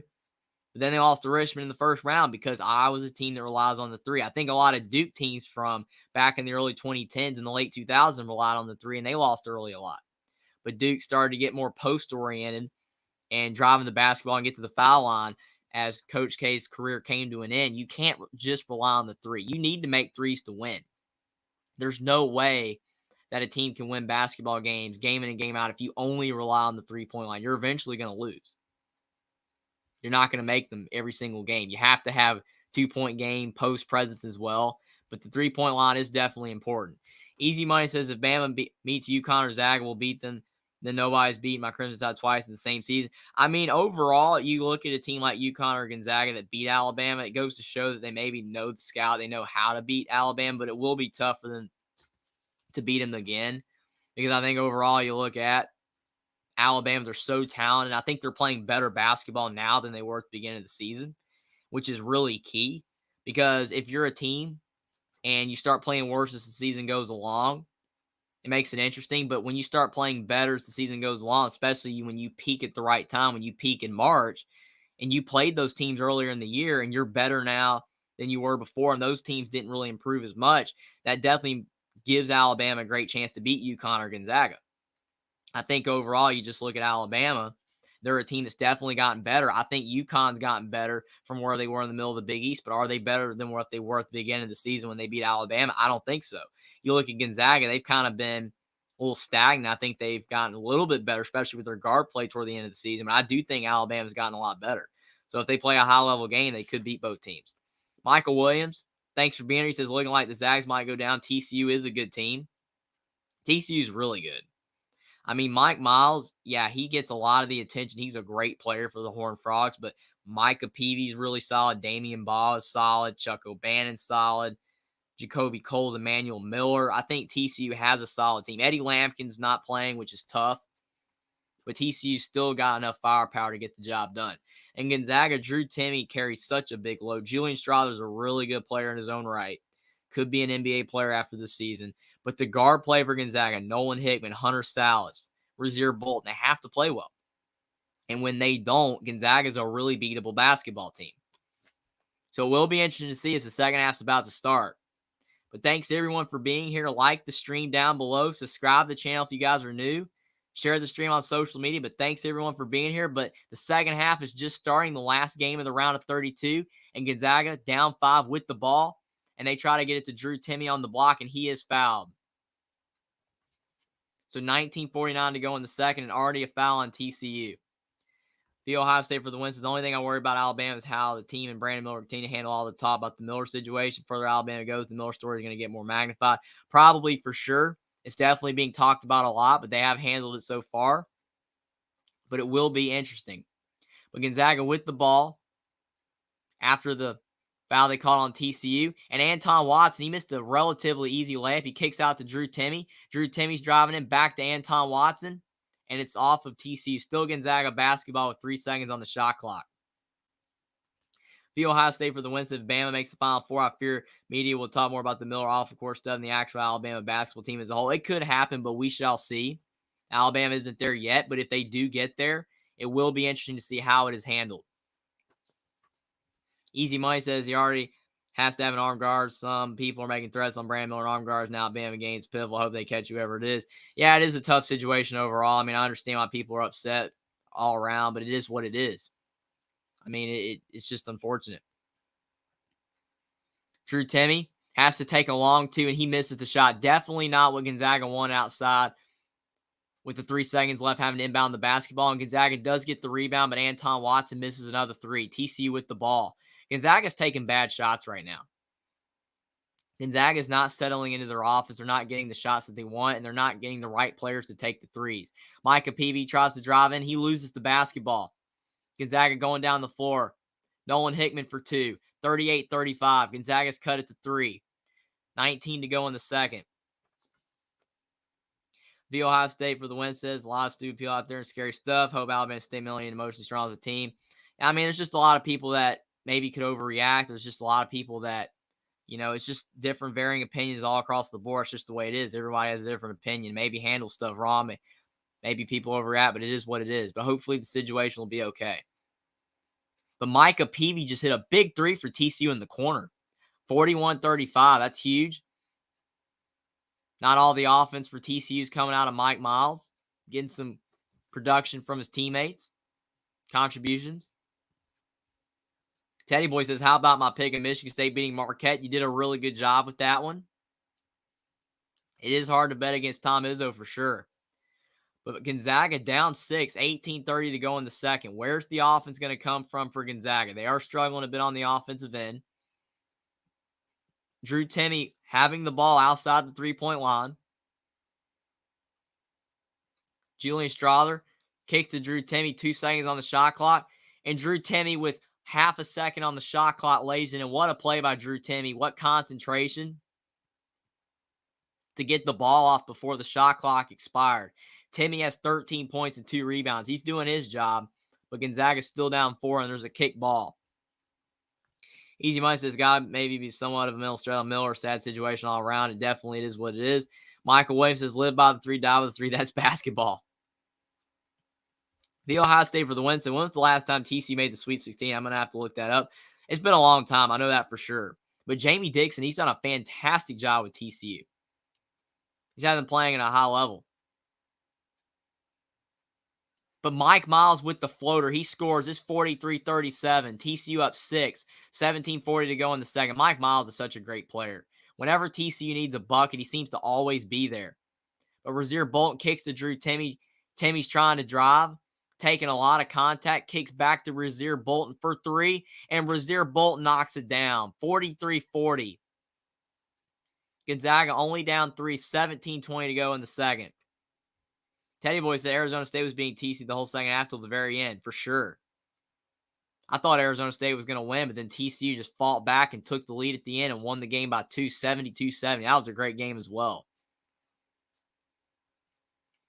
But TCU driving in again. Emmanuel Miller with the floater. 45-40 TCU. Under 17 to go in the second half. TCU still maintaining a lead. The Ohio State for the wins that just looked up. TCU hasn't made the Sweet 16 since 1968. That is crazy. It's been a long time. Well, TCU has a really good shot to get back there if they can win this game. And they've been up on Gonzaga the whole entire game, but you have to be ahead when it matters the most at the end. It doesn't matter if you're up the whole time and then you give away the lead just like Arizona State did to TCU. Because Gonzaga definitely can come back and take the lead in this game. Drew Timme, he kicks the ball to Rasir Bolton in the corner, and Rasir Bolton hits another 3. He's feeling it. 2 threes in a row for Gonzaga. 16-30 to go in the second. Gonzaga's down 2. 45-43, and Mike Miles letting the ball roll down the floor before he picks it up real slow. That's funny. But TCU only up 2. Mike Miles trying to drive. Thought about taking the step back 2, but he kicks to Emmanuel Miller. Now to Micah Peavy. Now Damian Ball with the ball to Micah Peavy for 3, and Peavy knew he missed the shot. He tried to drive in to get the ball, and Drew Timme has it. Timmy's bringing the ball up the floor. Timmy's going all the way to the rim. Kicks to Nolan Hickman to Julian Strother in the corner. And Julian Strother for 3, and Gonzaga takes the lead. 46-45. Timeout TCU. Gonzaga's starting to play better basketball in the second. Their shots are starting to fall. Teddy Boy says it's easy for teams to fall in love with the three, especially when you're a team like Penn State. For sure, and you look at this game, both teams are shooting a lot of threes, but they're starting to make them, especially Gonzaga, and now they're in the lead. Michael Williams says Drew Timme, that's all the Zags have this year. I can't name one player on there besides Drew Timme. Well, again, Drew Timme is definitely the main part of the offense, but Julian Strawther is an overlooked player. He's averaging 15 points per game. He's playing really well. He just hit the big three for Gonzaga to take the lead. Rasir Bolt's a solid player as well. They definitely don't have as many star names as they have in the past. Drew Timme gets all the attention, and deservedly so. But you look at Julian Strawther, he's playing better basketball this year than he's ever has.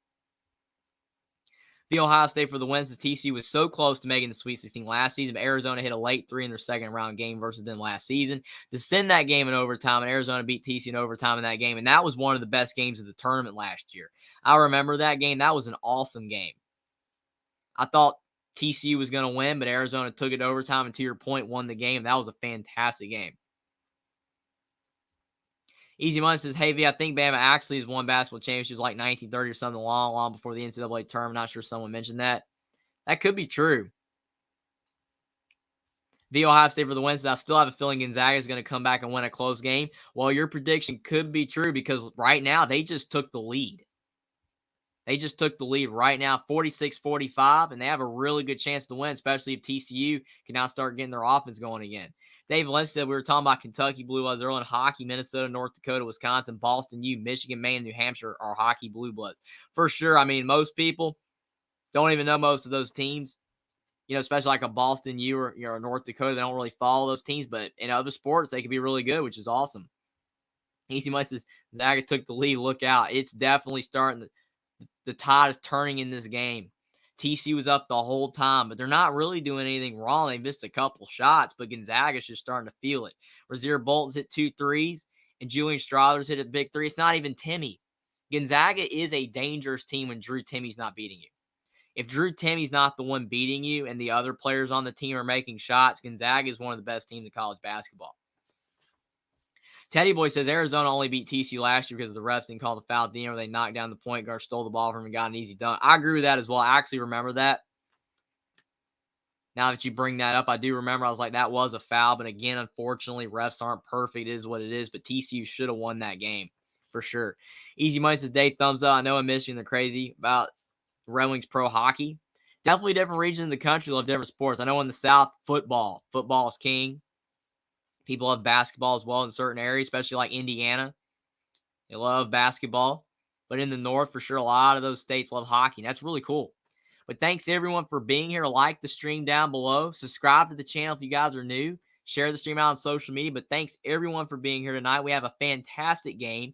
Gonzaga with a 46-45 lead over TCU. The Zags just took the lead. 15:50 to go in the second half. But Gonzaga was down almost the whole entire game, but they have just retaken the lead. They're starting to make their threes. But the Horned Frogs with the basketball, with a chance to try to retake the lead. Mike Miles with the ball. He swings it in the corner. Chuck O'Bannon, he misses the shot. TCU with the offensive rebound. Jacoby Coles, he kicks to Mike Miles in the corner. And Mike Miles for three. Mike Miles Jr., every time TCU needs a big shot, he seems to be there. 48-46, TCU. 15-10 to go in the second. Drew Timme's driving in. And Drew Timme for two. 48 all. The offense is high-flying for both teams. It's going back and forth. Easy Money says you might be right about the Zags for sure on V Ohio's point. I think Gonzaga has a really good chance to win, but TCU's not going to make it easy. Jacoby Cole's down low, and he scores a two. 50-48. Really good pass down low. 14:50 to go in the second. The offense has come alive for both teams. This is a fantastic game, back and forth action. Both teams really wanting to go to the Sweet 16. Julian Strawther with the ball at the top of the key, swings to Anton Watson. Over to Nolan Hickman. The offense is really starting to come around for Gonzaga once those threes started to fall. Now they're getting Drew Timme involved again. Nolan Hickman, he's driving in with the floater. He misses. And Drew Timme, he gets the rebound and he's fouled.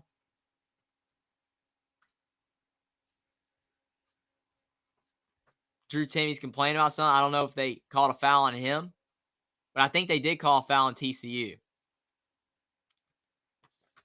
Maybe he's thinking he got hooked or something, maybe for a flagrant, but it's 50-48 TCU.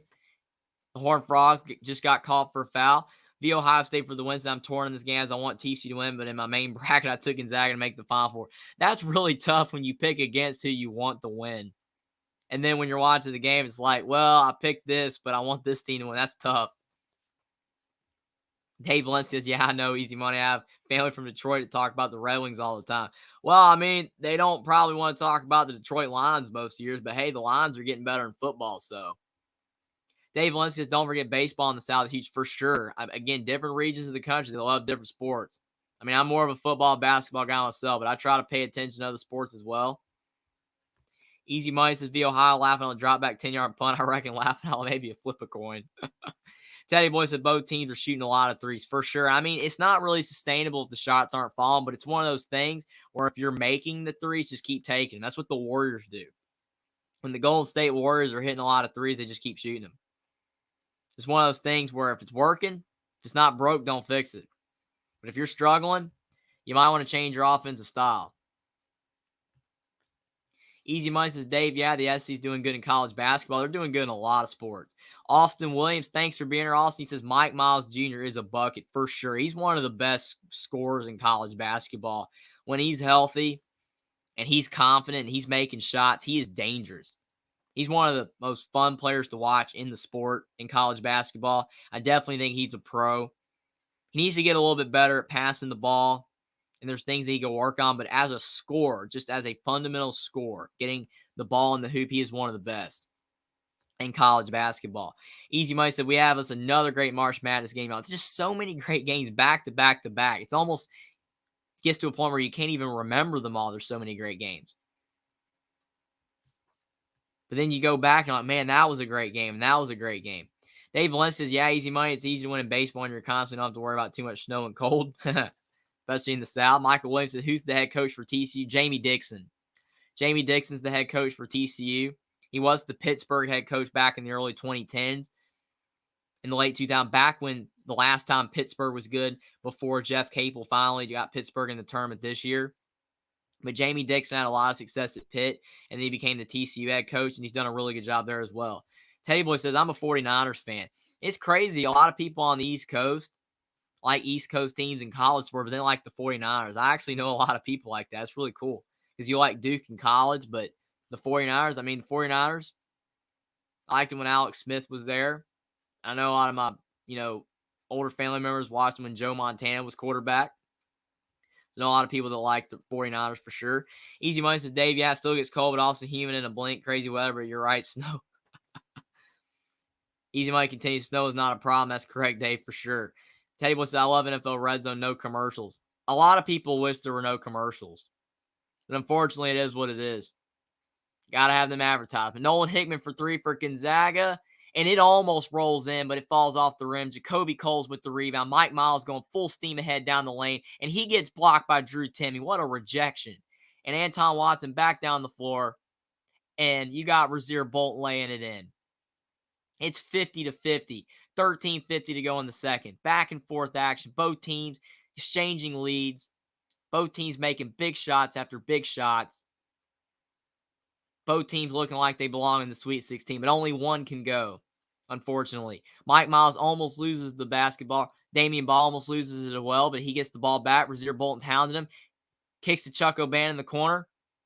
And Chuck O'Bannon's 3 goes off the rim, and Drew Timme with the rebound. 50-50. Austin Williams says Jamie Dixon for sure. Really great coach. He's a really great coach for TCU. Julian Strawler, he misses a 3 in TCU. No one down low to get the rebound for Gonzaga. TCU just able to easily get the board. Gonzaga's not fighting for the rebounds. But TCU passing the ball really well. Their offense, they missed a couple shots last couple of possessions. But Mike Miles with a step back 2, and he scores again. Mike Miles yet again just hitting a big shot. 52-50. 12:40 to go in the second. Mike Miles is unbelievable. He has 17 points and 3 assists. plenty of time left in this game, and he's just hitting big shot after big shot. One of the most consistent guards in college basketball. Anton Watson misses a floater. Damian Ball with the board. TCU back down the other way. 2-point lead. 12:20 to go in the second. And Damian Ball for three, and he misses. Micah Peavy with the rebound, and he gets blocked by Anton Watson, but it's still TCU ball. The Ohio State for the win. I'm a dour Bengals fan. I want the Bengals to win their first Super Bowl very soon. Bengals were so close with the Rams last season of winning it all. And the Bengals are getting better. I think overall, you look at the Bengals, they're a team, and they can get better offensive line with Joe Burrow. They could definitely win a Super Bowl. Easy money. I like the Dolphins. Really like them in Marino days, but a few other teams I like. A lot of people like Dan Marino. Unfortunately, wasn't able to win a Super Bowl. He didn't have the team around him. How's it going? Everyone says, Buckeye Mike, thanks for being here. And another big shot from Mike Miles. He hits a three. He is feeling it, and that is bad news for Gonzaga. He's up to 20 points. TCU up 55-50, 12 to go in the second. Julian Strother kicks to Anton Watson. Rasir Bolton's driving in. He takes a two, and he gets fouled, and he makes the shot. 55-52 TCU, under 12 timeout. Teddy Boy said, what a game we got going on here. For sure, this game's going back and forth. Austin Williams says, I'm a Cowboys fan, as you know, Jeffrey, for sure. Austin loves the Cowboys. Definitely wants them to get back to their heyday. Buckeye Mike said, what's up to Teddy Boy? And he says, just enjoying the game. I don't think there's any way someone could be enjoying the game unless they're a fan of one of the two teams and are definitely more nervous than excited. But this is a great game. Easy money to Ohio Cincinnati right there. Very good team. Burrow is awesome. He is fantastic. Buckeye Mike says, go Bengals. He's spurning his Browns right now. Easy money says, Bengals will get there one day. Could be next year. They're really good. Buckeye Mike says Colorado's about to lose to Utah Valley. They're down 10 with 50 seconds left. Utah Valley's good. Had a pretty good season.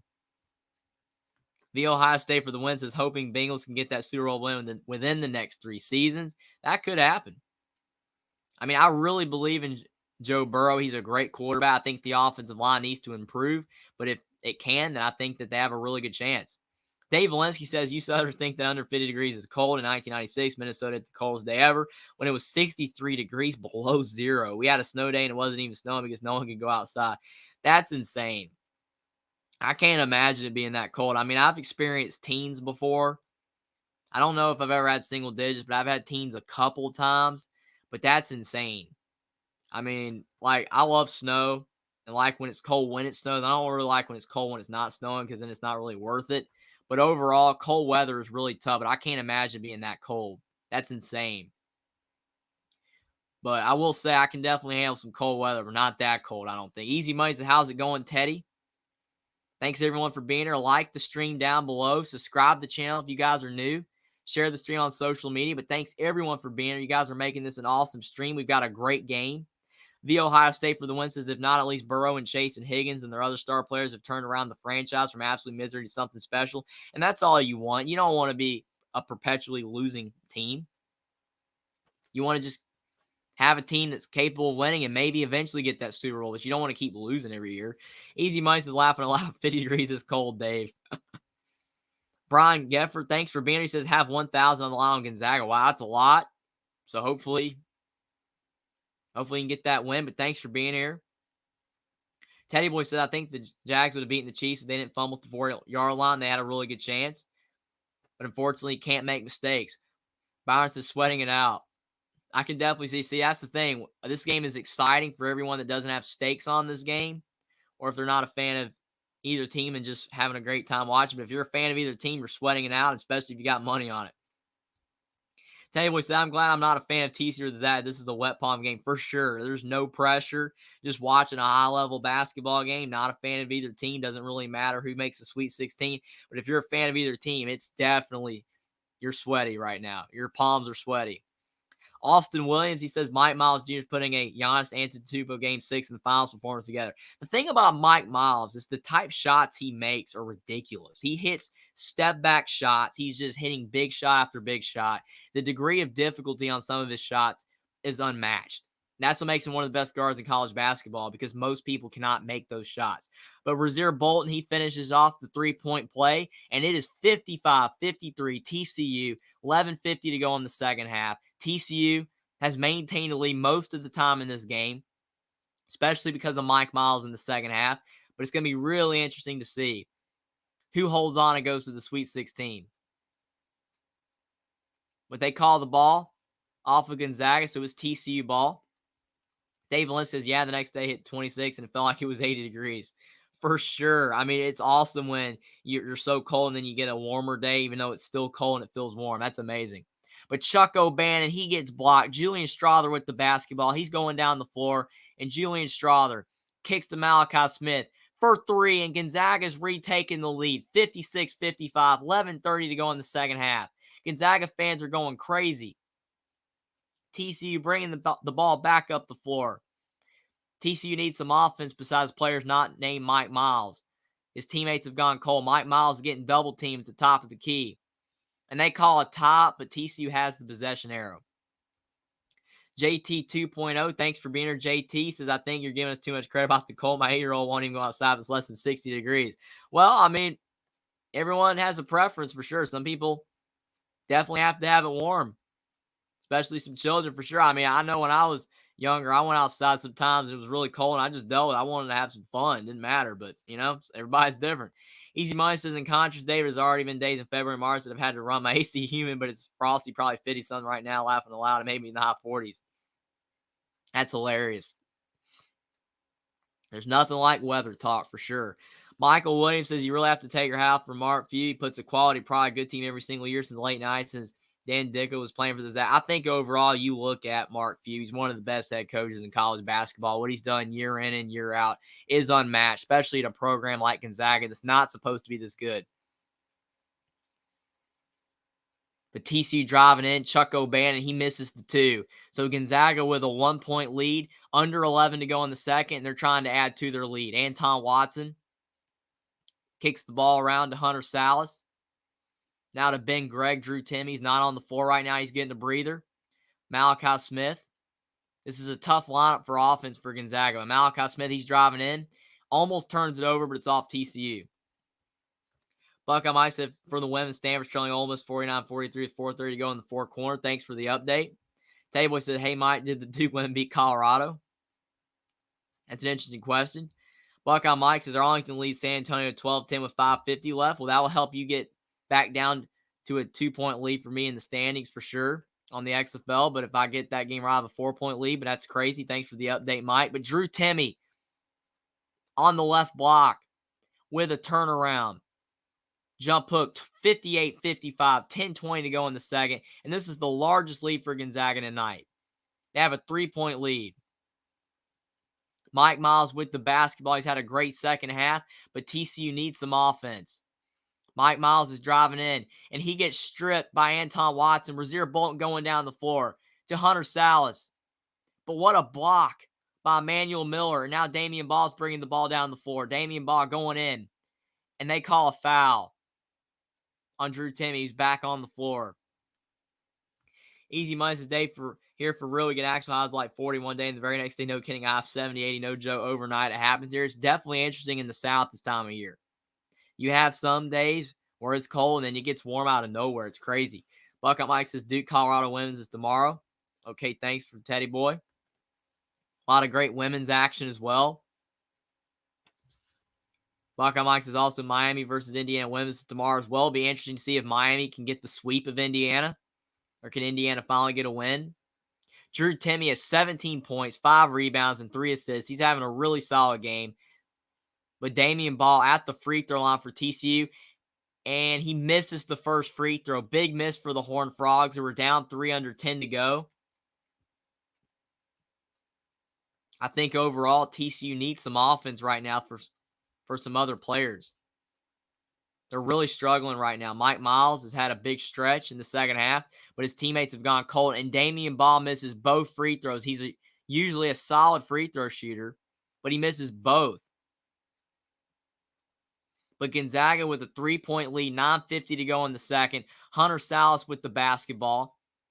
Really solid young guard for Gonzaga. Trying to get better, but Rasir Bolton with the basketball. He's had a good second half, hitting a couple threes. He's driving in. Drew Timme tries to tip it up and in, but they call an offensive foul on Rasir Bolton. So TCU with the basketball. Buckeye Mike's isn't that crazy on Miami and Indiana. It definitely is. For the women's turn, I'll be shocked if anyone beats South Carolina. South Carolina is so dominant for women's basketball. Yeah, they're undefeated. They're having a great season. But they call an offensive foul on Gonzaga. Byron says, who's winning the final? I got the Longhorns. I definitely can see Texas winning. A lot of people were picking Alabama. It should be a lot of fun to see who's going to win. The Ohio State for the wins. I'm an Ohio State fan. My username, obviously, Ohio State women play UNC tomorrow in the second round. Women's basketball should be fun as well. But Mike Miles, he kicks to Micah Peavy. Mike Miles for three, and he misses. Drew Timme with the rebound. Mike Miles is trying to do too much for TCU right now. His teammates aren't helping him. But Anton Watson just missed a dunk. He had a really easy dunk, and he just missed it. But Mike Miles ties him up, but Gonzaga's the arrow. Teddy Boy says weird that Miami's playing Indiana in women's and men's NCAA tournament. It's crazy. Dave said, my parents moved to Arizona. It gets 60 degrees in the daytime. It will drop down to 32, 20 at night in the desert. That's insane. I know in the desert you have some warm days and then some cold nights for sure, but that's insane. Dave said, of course, this is wintertime in Arizona. Winter definitely makes it different. But Gonzaga with a 3-point lead, 9 to go in the second. Rasir Bolton kicks to Drew Timme. He thought about the three, but he does take the three. And Drew Timme knocks down the three. 61-55 Gonzaga. 8:50 to go in the second. And Gonzaga is starting to pull away a little bit. TCU needs some offense. Damian Ball with the basketball. Almost a turn. It is a turner. Anton Watson turns him over, and he dunks the ball. He don't miss the dunk this time, and Gonzaga's up 63-55. 8:39 to go in the second, and Jamie Dixon uses his second to last timeout. TCU starting to fall behind. Buckeye Mike said I was going to go to UNC Ohio State, but I had some issues recently. I think Ohio State could beat UNC tomorrow. I'll be trying my best to watch. That should be a good game. Easy Money says, Jeff, I'm going to go step outside and smoke. I'm glad you're great at play-by-play. I don't miss a beat. I appreciate your play call and commentary. Thumbs up. Thank you so much for the compliment, Easy Money. You were so awesome being here. Thanks, everyone, for being here. But thanks so much for the compliment. Buckeye Mike says smoking's bad for you. Just kidding. You do you, bro. Just glad you're here. Definitely everybody's got to do what they got to do. But thanks for being here, Easy Money. The Ohio State for the wins says Drew Timme is just too good. Yeah, he is fantastic. And the Ohio State for the wins says TCU needs a timeout ballot. For sure, they take a timeout. But I don't know if TCU is going to have enough in the tank. They need more offense out of players not named Mike Miles, and they're not getting it done right now. Easy Money says, I knew somebody from Arizona once. He said it gets hotter there, but the humidity is much worse here. It feels hotter. You sweat in the shade here, no joke. For sure, especially even in North Carolina as well. There's so much humidity. There was a person at Walmart I was talking to one time. They were saying that it was like they were from Nevada, and they were saying that the humidity is not as bad there, even though it gets over 100 degrees for sure. And then you look at in the South, it's just so much more humid. But I think that's the key. Humidity makes it a lot worse on the heat. But TCU down low, Jacoby Coles, he finally gets a foul on Gonzaga, and he will be going to the free throw line. But Damian Ball just missed 2 free throws for the Horned Frogs. So can TCU finally make some free throws? Jacoby Coles will be going to the line for 2 free throws. Gonzaga has an 8-point lead, 63-55, 8:22 to go in the second. Jacoby Coles, he hits the free throw. So TCU ends their scoring drought of about 3 minutes to try to stay in this game. But thanks, everyone, for being here tonight. We have a great crowd. Like the stream down below. Subscribe to the channel if you guys are new. Share the stream on social media. But thanks, everyone, for being here. This is a great game. Gonzaga up 7, but Jacoby Coles did miss the second free throw. So TCU really struggling at the free throw line. Gonzaga with the basketball up 7, 8 to go in the second. Hunter Salas, he's driving in. Kicks to Ben Gregg. Rasir Bolton, offensive foul. Damian Ball drew the offensive foul on Rasir Bolton. That's a tough foul. Rasir Bolton was driving into the lane. Damian Ball, he's a little shaken up. But it's the under 8 timeout. Gonzaga up 7. Michael Williamson smoked that 11-inch there, if you know what I mean. Oh, man. Easy Money says, thanks, Mike. Great. Yeah, I know, just another bad habit. I don't smoke in the house. My girlfriend has asthma. I don't want her breathing the stuff I smoke outside for sure. Definitely a lot of people have some issues, unfortunately. Always praying for people when I find out when they have stuff going wrong, definitely.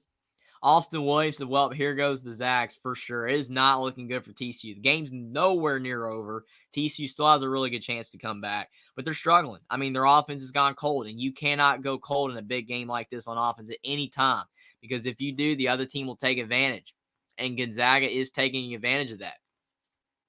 Teddy Boy says, hey, Austin, I heard the Cowboys got rid of old Zeke Elliott. That was really interesting. Now, I know a lot of people were expecting that because of the fact you look overall at the fact that Ezekiel Elliott, he's been at Dallas for a while, and Dallas doesn't keep running backs. Usually when they get a little bit older, they let them go. They want younger running backs. But Tony Pollard, I mean, that only means he's going to have 3 or 4 more years left, and then they're going to release him. And he's already had an injury. So it's really interesting. But I think Dallas overall, the running back is a key factor, but they need some better players at other positions as well to get the job done. Easy Mice to go up to your Bucks in the NIT. Mike Vaney took down your nemesis. For sure. A lot of great action. I mean, you got some great NBA action. You've got college basketball. You've got XFL. It's crazy. But I don't think nothing beats college basketball right now. March Madness has been a joy to watch. So many great games today. Xavier beating Pitt. Kansas State beating Kentucky. Michigan State beating Marquette. UConn beating St. Mary's. Creighton over Baylor. Florida Atlantic over Fairleigh Dickinson. Miami over Indiana. All those teams have punched their ticket to the Sweet 16, and we have one game left, TCU Gonzaga, the last game of the day in the round of 32, and we'll have our Sweet 16. It's going to start dwindling down, not going to be as many games. We'll be sad when it's all over, but you got next year. For sure, still the NBA on as well. I know a lot of people don't like the NBA if they're a college basketball fan, but the NBA is still on, so basketball isn't over. And you have the TBT in the summer, but still just a lot of great sports on. Sports is basically all year round now. I mean, it used to be a point where in the offseason, if you were a football or basketball fan, there was nothing on for a long time. And now there's just stuff on all the time. It's crazy. You have these spring leads in football. You got all this basketball still on, so it's crazy. Thanks to everyone for being here tonight. We got a great game. 63-56 Gonzaga over TCU, 7:58 to go in the second. TCU's dominated most of this game, but Gonzaga's taking the lead in the second half. They're starting to run away with it a little bit. The Ohio State for the win says I'm going to have the March Madness theme song stuck in my head the next couple weeks, but it's worth it. The theme music's so good. NCAA tournament might be my favorite sporting event of the year. I think a lot of people like it the best. And for sure, like you said, you cannot beat One Shot a Moment. You cannot beat the CBS theme. But Damian Ball hits a big 3 in the corner for TCU. The Horned Frogs have cut it to 4, 63-59, 7:40 to go in the second. TCU trying to hang in there, not let Gonzaga blow out the lead. But Drew Timme on the right block, trying to back down. He passes it to Julian Strother. He re-gets the ball, Julian Strother for 2, and it rolls off the rim. TCU at the board. Horned Frogs regaining a little bit of momentum. Emmanuel Miller driving in. And Emmanuel Miller for 2. 63-61, and just like that, the Horned Frogs have cut it to 2. 7 to go in the second. This game is not over yet. But Gonzaga had a 7-point lead. Now it's down to 2. Anton Watson with the ball, kicks to Julian Strother. And another turnover.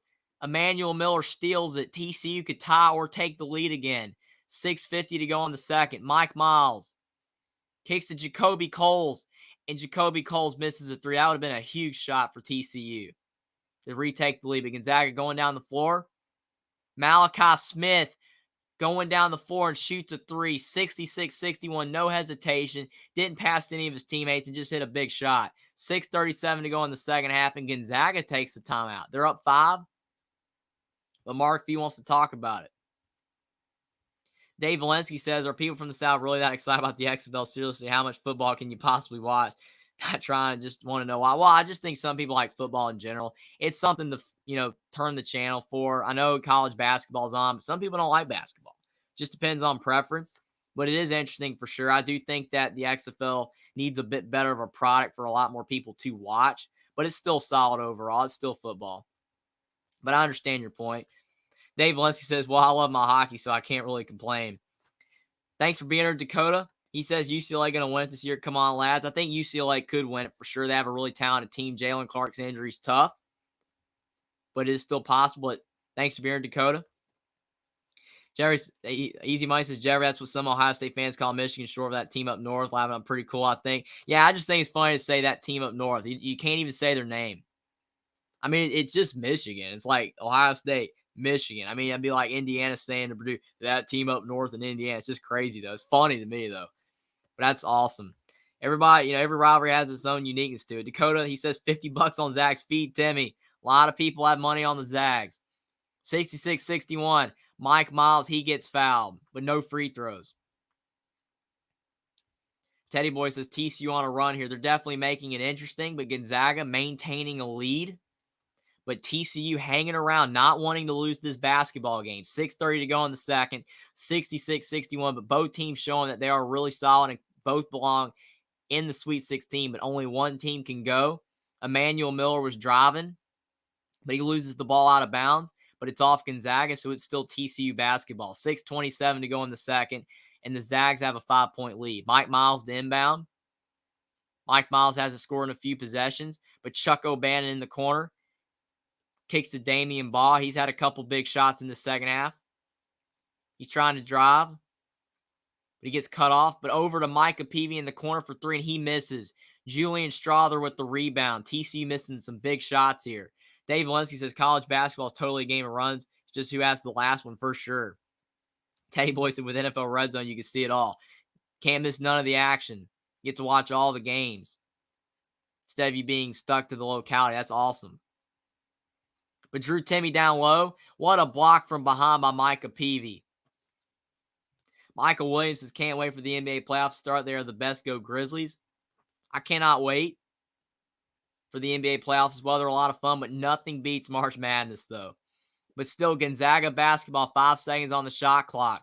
Out to Nolan Hickman for three, and he airballs it, but right to Anton Watson. But I think it's a shot clock violation. TCU basketball.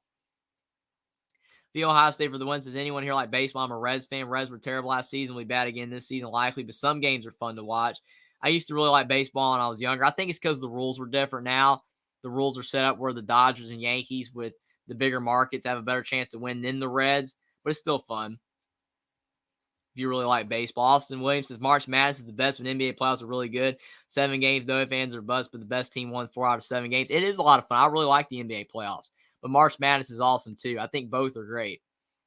Maybe a little lean to March Madness, but you still can't beat both. Emmanuel Miller, he misses a 2. TCU cannot buy a bucket right now. Gonzaga with the rebound. 5:10 to go in the second. TCU has gone cold. They really need to hit a couple of big shots to get back in this one. Because if they don't, then Gonzaga is going to be going to the Sweet 16. Nolan Hickman, he's driving in. Drew Timme gets the offensive rebound. He misses. Drew Timme gets his own miss, and he lays it in. And now Gonzaga is up 68-61, 4:50 to go in the second. TCU's running out of time. Mike Miles at the top of the key. He's trying to drive. He steps back, kicks to Micah Peavy, and Micah Peavy misses another 3, but TCU gets the offensive rebound. Now Chuck O'Bannon in the corner for 3. He misses a shot, but Emmanuel Miller gets fouled. Fat Monkey, thanks for being here. He says, you think Texas can win it all? And Teddy Boy says, I do, Monkey. They're my pick to win it all. Some people believe in Texas. Some people believe in Alabama. A lot of different teams that can win it. Dave Valensky says, Woody Hayes once pushed his car out of the state of Michigan to only get gas in Ohio when he ran out. A lot of people have so many Woody Hayes stories for sure. Easy Money says, Dave, that's why I like my Crimson Tide play style. They can get in a shooting slump. They still play great D usually and maintain so they get a run and take the lead. For sure. You can't live and die by the 3, and you have to be a good defensive team. If you're not a good defensive team, it's really hard to win in March. Jackson Johnson, thanks for being here again. He says, Timmy's playing great. Drew Timme's definitely a big reason why Gonzaga's winning, but his teammates are really helping him out as well, making big shots. But TCU trying to hang in there, down 7, 4:34 to go, and Emmanuel Miller's at the free throw line for 2. And he does miss the first. TCU still down 7, and the Horned Frogs are missing some key free throws in the second half. If they had to hit more of their free throws, this deficit would be a lot smaller than it is right now. But Emmanuel Miller with the second, and he does hit it. So still only a 6-point game, 2-possession game, 68-62. And they say Gonzaga's 25-1. That's their record this season when leading with 5 minutes remaining. That really bodes well for Gonzaga. 68-62.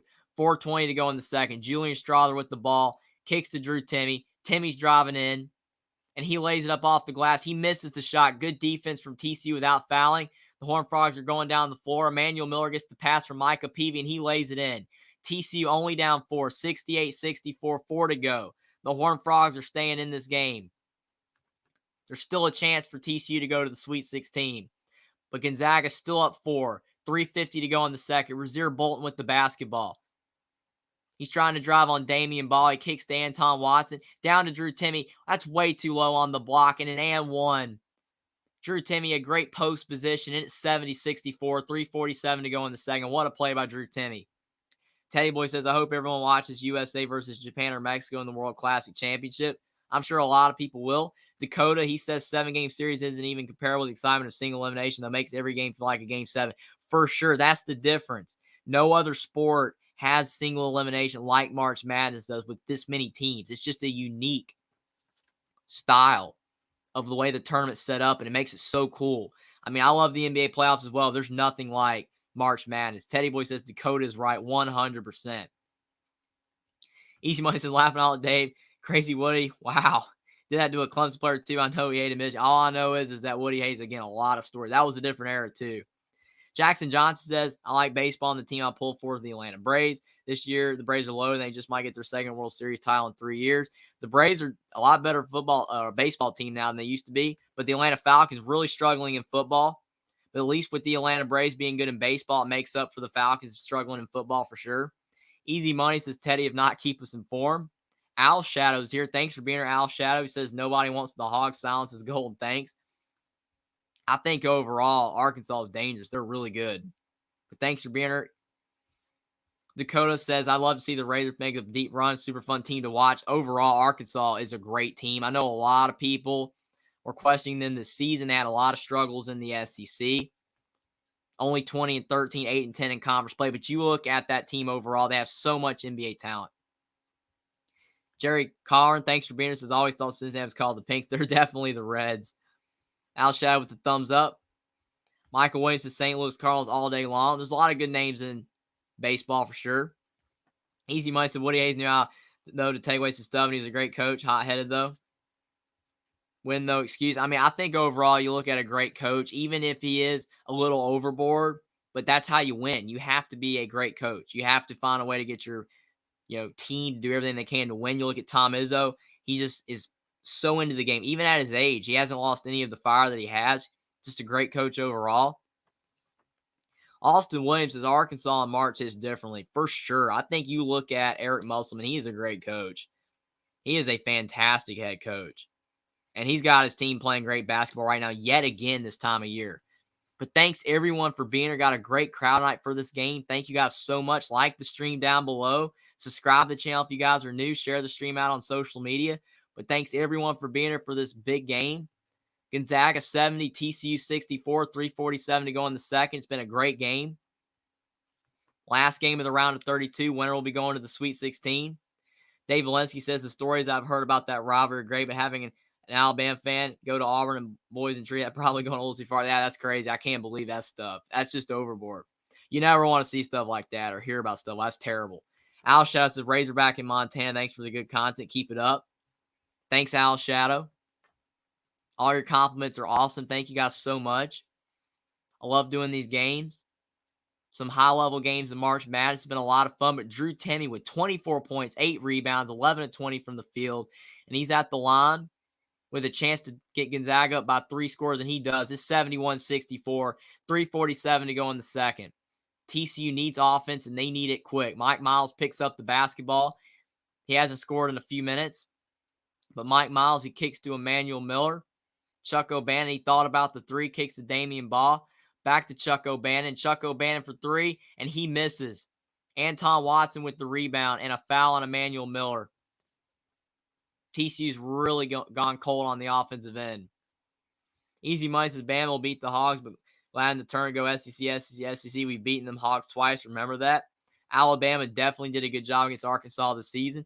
Jackson Johnson said one of these days Eric Musselman will win a national title. I hope Mark Few will get a natty, but unfortunately always comes up short. And he's running out of time. He needs to win one soon. But Anton Watson with the massive slam dunk, 73-64, 3:20 to go in the second, and TCU might be running out of time. The Horned Frogs might come up short, but Mike Miles trying to drive in, and he hits a tough two. What a shot by Mike Miles. He's not going to give up. 73-66, 3:12 to go. The Ohio State for the win says Ole Miss just upset Stanford in women's basketball. Stanford was a number 1 seed, big 8 seed over 1 seed upset. Just goes to show upsets can happen in women's basketball as well in the tournament. It's been a lot of high-flying action in March Madness, and it's just going to keep on continuing. Should be a lot of fun. Dakota, he says, can't stop that beautiful mustache. Drew Timmy's having a great game. Teddy Boy says, too much Timmy for TCU. TCU's a solid team. I think not having Eddie Lampkin, though, him not playing at the end of the season for TCU, I think he's in the transfer portal as well. That's tough because he is a really big body. I think that could have helped out the Horned Frogs in this game, but unfortunately he did not play. Easy Months of Davey, I know Bam fan likes that guy, Poison and already is crazy. We disowned him. He's gone now. That's crazy. Back in the day, I mean, all that kind of stuff's just you don't want to see that stuff at all. Jackson Johnson, another loss for the Big 12. It does appear to be that way. Seems that TCU will come up short, but Gonzaga only up 7. 3 minutes to go in the second. It's not over yet. TCU can get a couple stops. But 73-66, 3 to go in the second. Gonzaga swinging the ball, trying to get it to Drew Timme. But TCU playing really good defense, and Gonzaga uses their second to last timeout. They could not feed Drew Timme in the post, and they call a timeout. Good defense from TCU. Easy money. So I think South Carolina win women's basketball hands down this season. They're good for sure. South Carolina women's is undefeated, but all it takes is one bad game. But they've been playing great basketball all year. Al Shadow keeps going Hawks for sure. Playing really good. Dave Lindsay, my friend, was Buggy the Bad. Went to Wisconsin one time during the NCAA tournament. He almost got into a physical altercation with the Maryland Terrapin. That's funny right there. The Ohio State for the wins. Yeah, easy money. There aren't many ups in women's tournaments, so it's fun to see big ones there, but South Carolina should easily win it all. I think that Indiana women's basketball is great. I think LSU's really solid as well, and Iowa. But I do think South Carolina's a great chance to win it all if they keep playing well. Teddy Boy says Big 12 did knock out Kentucky today, though. That's a great point. The Big 12 is not a slouch. They are a great conference, and nothing that happens in the tournament is going to change that. The fact that they were definitely probably the best conference in college basketball this year from top to bottom. Julian Strother had to shoot a 3. He misses. TCU going down the floor. And Emmanuel Miller, he misses a layup, but Micah Peavy with the putback, 73-68, 2:30 to go in the second. And the Horned Frogs only down 5. Doing some full court press. If they play straight up defense and don't foul. And they call an over and back on Gonzaga, TCU basketball. And the Horned Frog fans are getting back engaged in this one. This game is not over yet. Teddy Boy says, hey, Kentucky went undefeated 1-year loss in the Final Four to Wisconsin. That was crazy. I remember that game. A lot of people thought they'd go undefeated. And then they could have been undefeated the year with Anthony Davis, but they lost to Indiana in the regular season. So Calipari had 2 years that they could have went undefeated. But Mike Miles, he's driving in. He slips, but the ball is off Gonzaga. 2:18 to go in the second, 73-68. Jackson Johnson, I'm thinking maybe I spoke too soon about TCU losing. Yeah, it's not over yet. Not by a long shot. But TCU to inbound, Mike Miles gets it to Damian Ball. 7 seconds on the shot clock. Damian Ball, he's driving in, and he lays it up and in. 73-70. Gonzaga with a 3-point lead. 2 minutes to go, and TCU has cut down the 9-point lead that Gonzaga had down to 3. They're on a 6-0 run, and this game is not over yet. 1:50 to go in the second. Nolan Hickman with the ball at the top of the key. Drew Timme setting the ball screen. Nolan Hickman kicks to Anton Watson. Down to Drew Timme. And Drew Timme's going up with his right hand, and he scores. He was looking for an and one, but it doesn't matter. 75-70 Gonzaga. Big shot for Drew Timme. 1:30 to go in the second. That might be enough for Gonzaga potentially to get the win, but TCU's still playing hard. Not going to give up, and they do call a foul on Gonzaga. Easy Money says, yeah, they got that. I believe undefeated. I actually watched them a little today. They could beat the Auburn's men's team. I bet, laughing out loud. You never know. We'll never get to see that, but that's crazy. Teddy Boy said, no quitting this TCU team. You got to give them a lot of credit. They don't have their full roster right now with no Eddie Lampkin, but they're giving everything they've got. But unfortunately, Damian Ball misses another free throw on the 1-and-1. He's missed 3 big free throws in the second half for TCU. You got to make your free throws. TCU's missed a lot of free throws in the second half. The Ohio State for the wins. His last 2 national champions have come from the Big 12 and Baylor and Kansas, for sure. That's been really awesome to see. With Baylor and Kansas. Baylor, a team that hasn't won in a long time. Kansas already won one with Bill Self. But I think that's huge for the Big 12 conferences, especially with what they're losing in football, to still be really good in basketball. Alshon says, don't mess with the Terrapins, for sure. But Gonzaga up 75-70. I think they called a foul on Micah Peavy. One referee called a travel. The other called a foul. But I think they are going to give the foul to Micah Peavy. He did get Julian Strother on the shoulder. And it does look like Gonzaga will be going to the free throw line. Jackson Johnson said, what an amazing 6-0 run by TCU. But still, looks like they might fall short right now. They still have a chance. Troy V, thanks for being here. Troy says, what a good game for sure. This has been a great game. But Julian Strother at the line, and he hits the first. So it's 76-70 Gonzaga, 1:14 to go in the second. If Julian Strother hits this next free throw, Gonzaga will have a 3-possession lead that might be too much to overcome, even though TCU can really get points quick. Julian Strother, he misses the second. Leaves the door open for TCU, only a 6-point lead, 2-possession game. But Damian Ball kicks to Jacoby Coles into Chuck O'Bannon in the corner, and Chuck O'Bannon cannot make the shot. He's really struggled from 3 in this game. And Anton Watson with the rebound. TCU fouls. Gonzaga will be shooting free throws. Jackson, now it's a 6-2 run. For sure. Alshon says, fear the frog. Teddy Boy said, I knew it was going to Timmy. I mean, you got to get it to Timmy late in the game. He's fantastic. The Ohio State for the win said, I don't think Timmy's going to let Gonzaga lose this game. He's played really well in this game, has 27 points. But Anton Watson at the line where he shoots 57%, and he hits the first, 77-70 Gonzaga. Jackson says TCU missed the free throw. Dave says ref call that hook. For sure. But Anton Watson, he does miss the second. So it's 77-70. Gonzaga with a 7-point lead. 55 seconds to go. And Mike Miles with the ball, and he's going to have to get a bucket for TCU quick. He kicks to Jacoby Coles. Damian Ball. Back to Chuck O'Bannon. Jacoby Coles for 3. And Coles hits a big 3 for TCU. Back down to a 4-point lead. 77-73. 45 seconds to go. Big shot from Jacoby Coles for TCU. They had to have that 3. Easy Money says, yep, Kansas out, no back-to-back. Baylor's gone too. I've been saying it'll probably be Bama versus Texas in the championship. With Bama winning, but I like to see Tennessee and Arkansas get to the Final Four SEC. Michael Williams, Gonzaga's got this. It does look like Gonzaga's going to pull out, but TCU, to their credit, doing everything they can. Al Shadow says, I've got Tennessee and Hogs in the national championship game. That's interesting. Tennessee, a team that a lot of people don't have a lot of faith in recently, especially with Rick Barnes. Inability to go far in the tournament. He's got him to the Sweet 16, so you never know. Easy Money says, I'm down to 8% battery, but I think I'll make the last 114 here. Hopefully you can hold on, Easy Money, but thanks for being here again. The Ohio State for the win. So I had Duke versus Texas in the title game, and I was way wrong on Duke. I think it will either be Texas, Gonzaga, or UConn versus Alabama in the title game. I mean, I think overall, picking Duke was not a bad pick. Duke was playing really good basketball, but they just fell apart at the end of the season in that game. But Duke was playing great basketball. I mean, they had a great run at the end of the regular season and the ACC tournament. So that wasn't a bad pick, I don't think. But they just playing against Tennessee, they played bad. They just fell apart.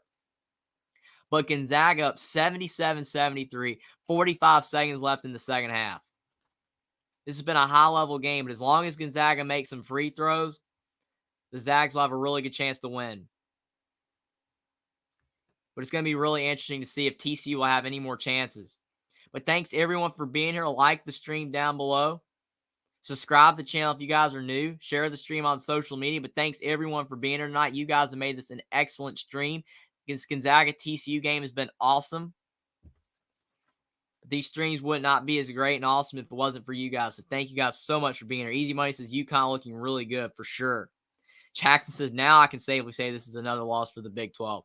It's looking like it again. TCU still trying, doing everything they possibly can. But it does look like they might fall a bit short. Rasir Bolton at the line where he shoots 79.5% at the free throw line, and he makes the first free throw. Huge shot for Gonzaga. It is now 78-73. 42 seconds. Easy Money says, geez, 5% now. Laughing a lot. Hold on, battery. 42 seconds.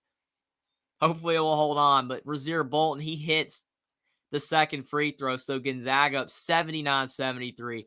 42 seconds left in this game. Mike Miles has to get a big bucket really quick for TCU. Chuck O'Bannon for three. He misses another three. Drew Timme with the rebound. Chuck O'Bannon really struggled from three in this game. He tried, but just could not make big shots. Byron Gifford, he says, I had Texas versus Purdue in the final. Purdue let me down big time, laughing out loud. I think Purdue let a lot of people down.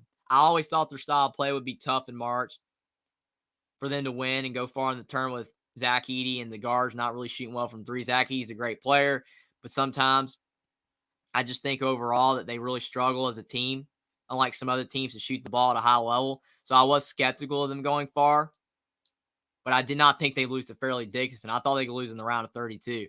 But Gonzaga up 79-73. Drew Timme at the line, where he's had a great game. But he only shoots 63% at the line, and he does miss the first. Easy Money says, great show, Jerry. Tell you now before my battery dies, and you Ohio State fans have been awesome too. You, Dave, good luck. I'll go SEC. Thank you so much for Easy Money. You've been awesome as well. Thanks for all your comments. Thanks for being here.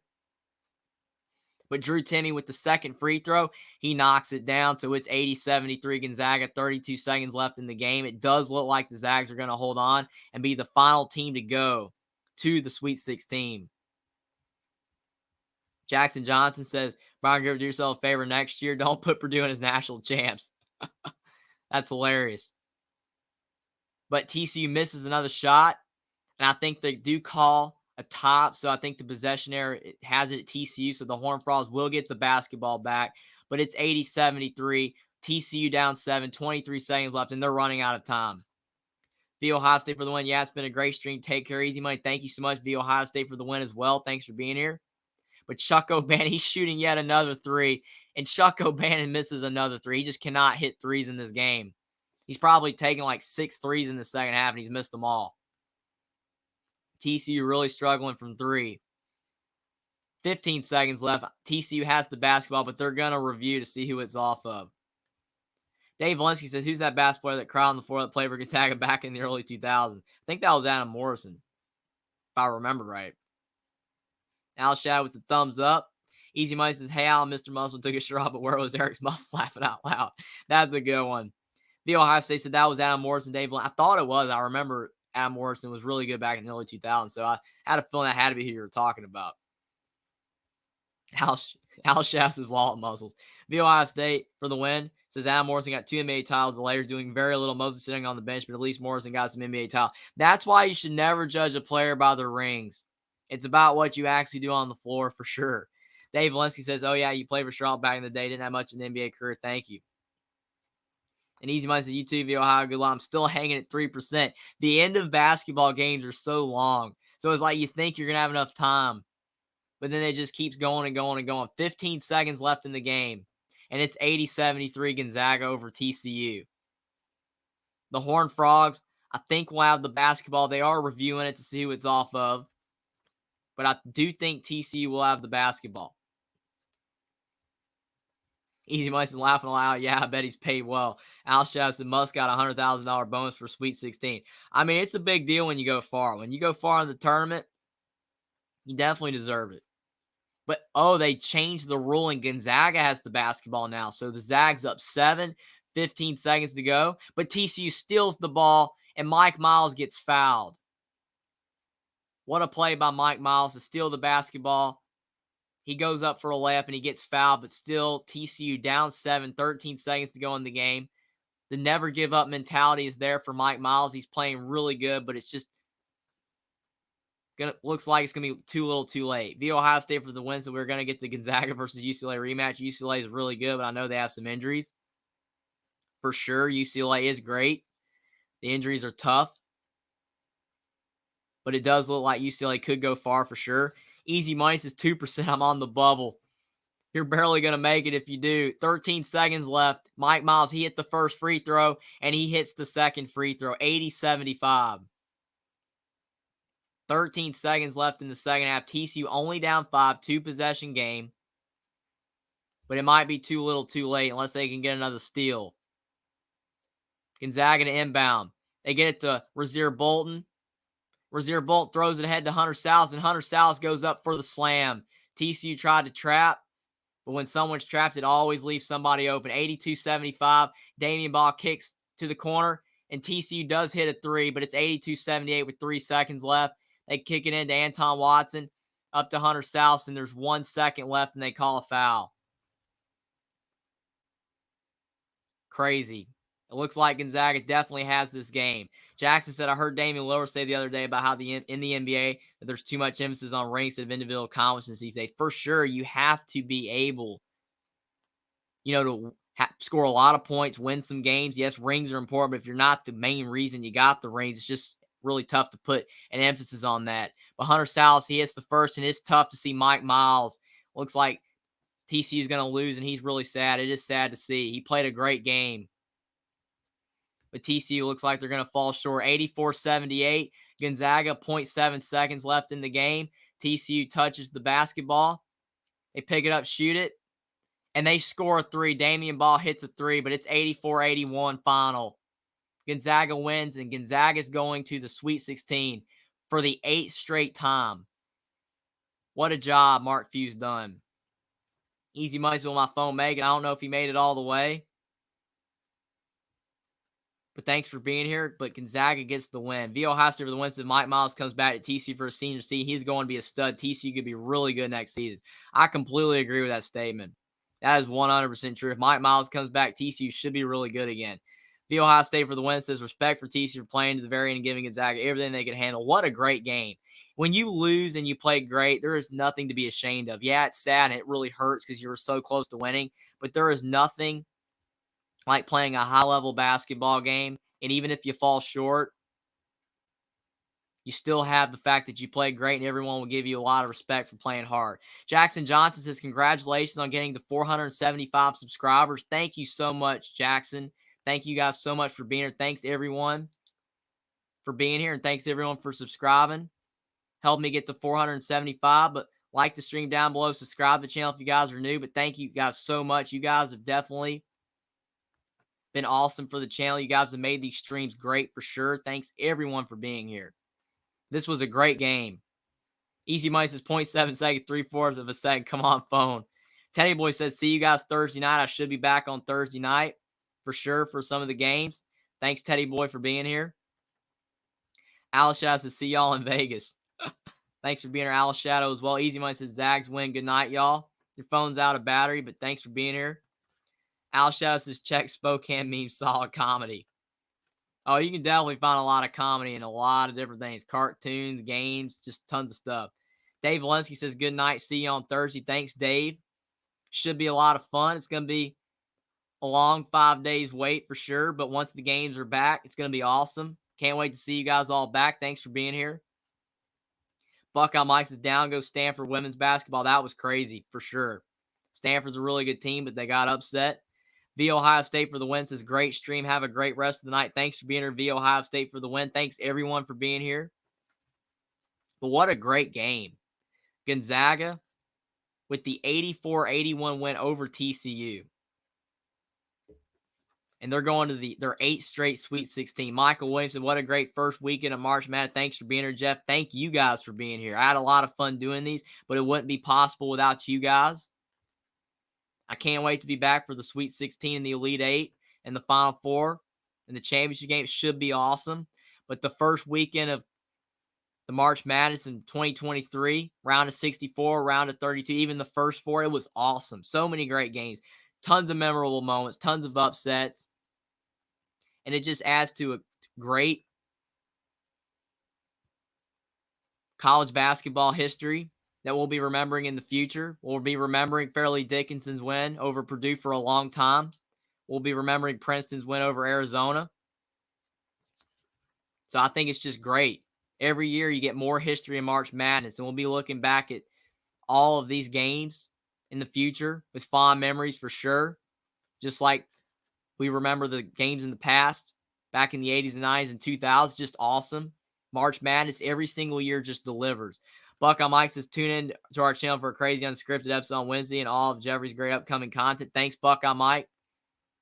Check out Inside the Piles as well. Buckeye Mike does some good content over there. But thanks everyone for being here tonight. It's been a great stream. Thanks for being here. He says, Jeff is your favorite team. Make it through the first and second rounds. Well, it depends. Indiana didn't make it. North Carolina's in the NIT, but Alabama, they're still in it. So, I mean, I'm okay. Definitely a lot of teams that I like are still in the tournament. But I'm definitely just an unbiased sports fan for the most part. Just love watching basketball and football. I'm glad you guys all do as well. But, man, what a great weekend of March Madness. I mean, you could not ask for anything more. I mean, I don't think a lot of people were expecting Fairleigh Dickinson over Purdue, but it happened. But just so many great games across the board. I mean, Arkansas over Kansas. What a great game there. Just so many great games. Tom Izzo's going to the Sweet 16 when a lot of people didn't think that he could, especially with his roster not being as deep as normal. But I just think overall, you look at March Madness this year, it has delivered. It's been a great March Madness. It's hard to rank them. If you were to rank every single March Madness that's ever happened, that's impossible. I don't think you could ever say there's one that's definitively been the best, but this year has had a lot of memorable moments already, and it's just getting started.